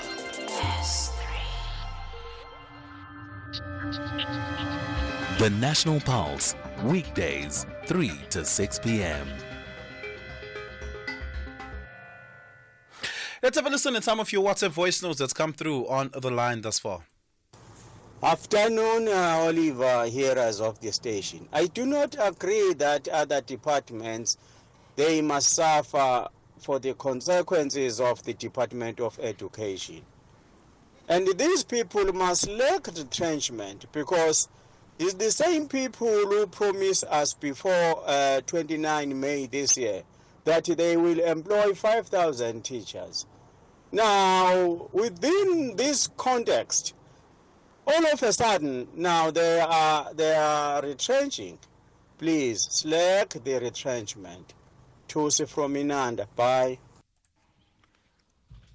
Afternoon, Oliver and the SFM listeners. It's Sonti here. With regards to the Department of Education budget issues, I think, one, we need to understand what is the reason of the budget cuts. Is the budget cuts as a result of the government not having enough money, or are the budget cuts as a result of money having to go back to government, where government can see that these people do not spend the money? That means they do not need it. Before we are then able to come and say, maybe the government can do ABCD. How is the spending as per what they are given? Thank you. Afternoon, Oliver, active season in Polokwane. The problem is influx of foreign nationals in our public schools. Let the government invite all the parents to come to the school meetings, and upon arrival of the parents, let them arrest all illegal foreigners. You will see the problem of this Department of Education will be solved overnight. Same should apply with health facilities. Every patient who goes to the clinic, once he got treatment, she or he must get the police waiting for her or him outside the clinic. Thanks. I love how we just had a conversation with the minister about the complexities of financing in education and how the money is being spent and what some of the cost drivers are. But somebody here has a simplistic solution. Get rid of all the foreign nationals in our school and the problems will go away. As though it is simply that simple. Let's have a listen to some of your other voice notes that's come through on a number of the other matters that we had covered on the show thus far. Hi, Bo Oliver. This is Mudiaki from Cape Town. Your last caller before Paki, she had no facts. She could not back up her argument. She's just criticizing the appointment of Naledi Pandit to the board for the sake of having an argument. Even when you give her facts, she's still not able to counter them. She's just disagreeing for the sake of disagreeing. People need to really do their homework before they can comment on such public platforms. Thank you. Bye. Good afternoon, Oliver and the SFM listeners. The guy who came on talking about the issue of 350 that needs to be taken from its recipients. I think the guy is not a South African citizen. He's a foreigner who's working in South Africa as a teacher, and he is not satisfied with what the government is currently paying him. So for him to say that the 350 should be taken away from the poor people, it's a disgrace. Thanks a lot, sir. Fascinating stuff. Good afternoon, Oliver. It's Sebata here. I would like to take on the economic growth issue. As the president said, the economy is growing. I believe it's his own economy in his pocket that is growing. And what I would like to know is how can the economy grow when we have majority of foreign nationals working in almost every sector, trucking, restaurants, you name it. Because what I know is that when these people get paid, they send most of their money outside of South Africa to their families outside. Is that growing the economy? Like really? Thanks. Good afternoon, Oliver. With regards to the repatriation of our former political figures that are coming back to the country, indeed the government should be commended for the gestures that they're doing especially for those families, and to bring them a sense of closure and dignity. However, I just don't understand, why is Gayton McKenzie a part of that delegation that's receiving the bodies of those former politicians? Gayton McKenzie is not even a struggle politician, a politician that was in exiles some way. Gayton McKenzie, we all know that his history, Why does he have to always be everywhere? The man is too excited still, eh? Daniel here in Bryanston. It's a hilarious question, but I guess an important one. The Department of Arts, Culture and Sports has a role to play in social cohesion, and this falls into that ambit to an extent. And so I see why the minister might be involved in that.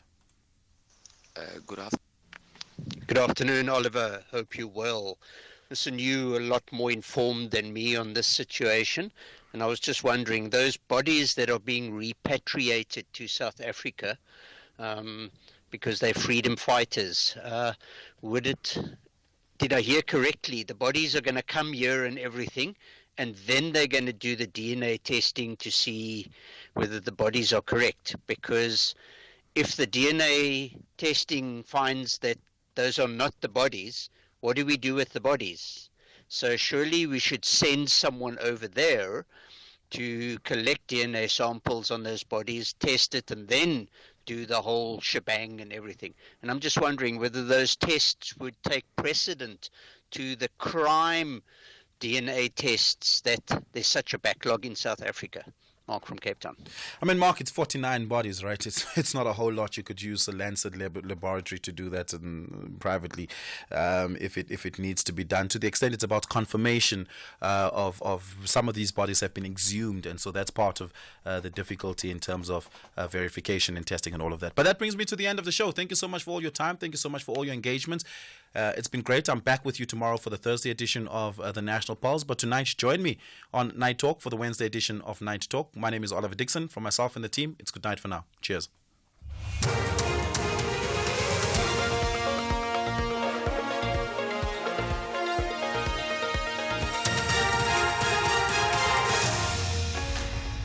Seven suspects gunned down in Cape Town shootout, and Ramaphosa addresses G20 meeting. Good evening. Officers from the Western Cape Crime Prevention Unit have shot and killed 3 suspected business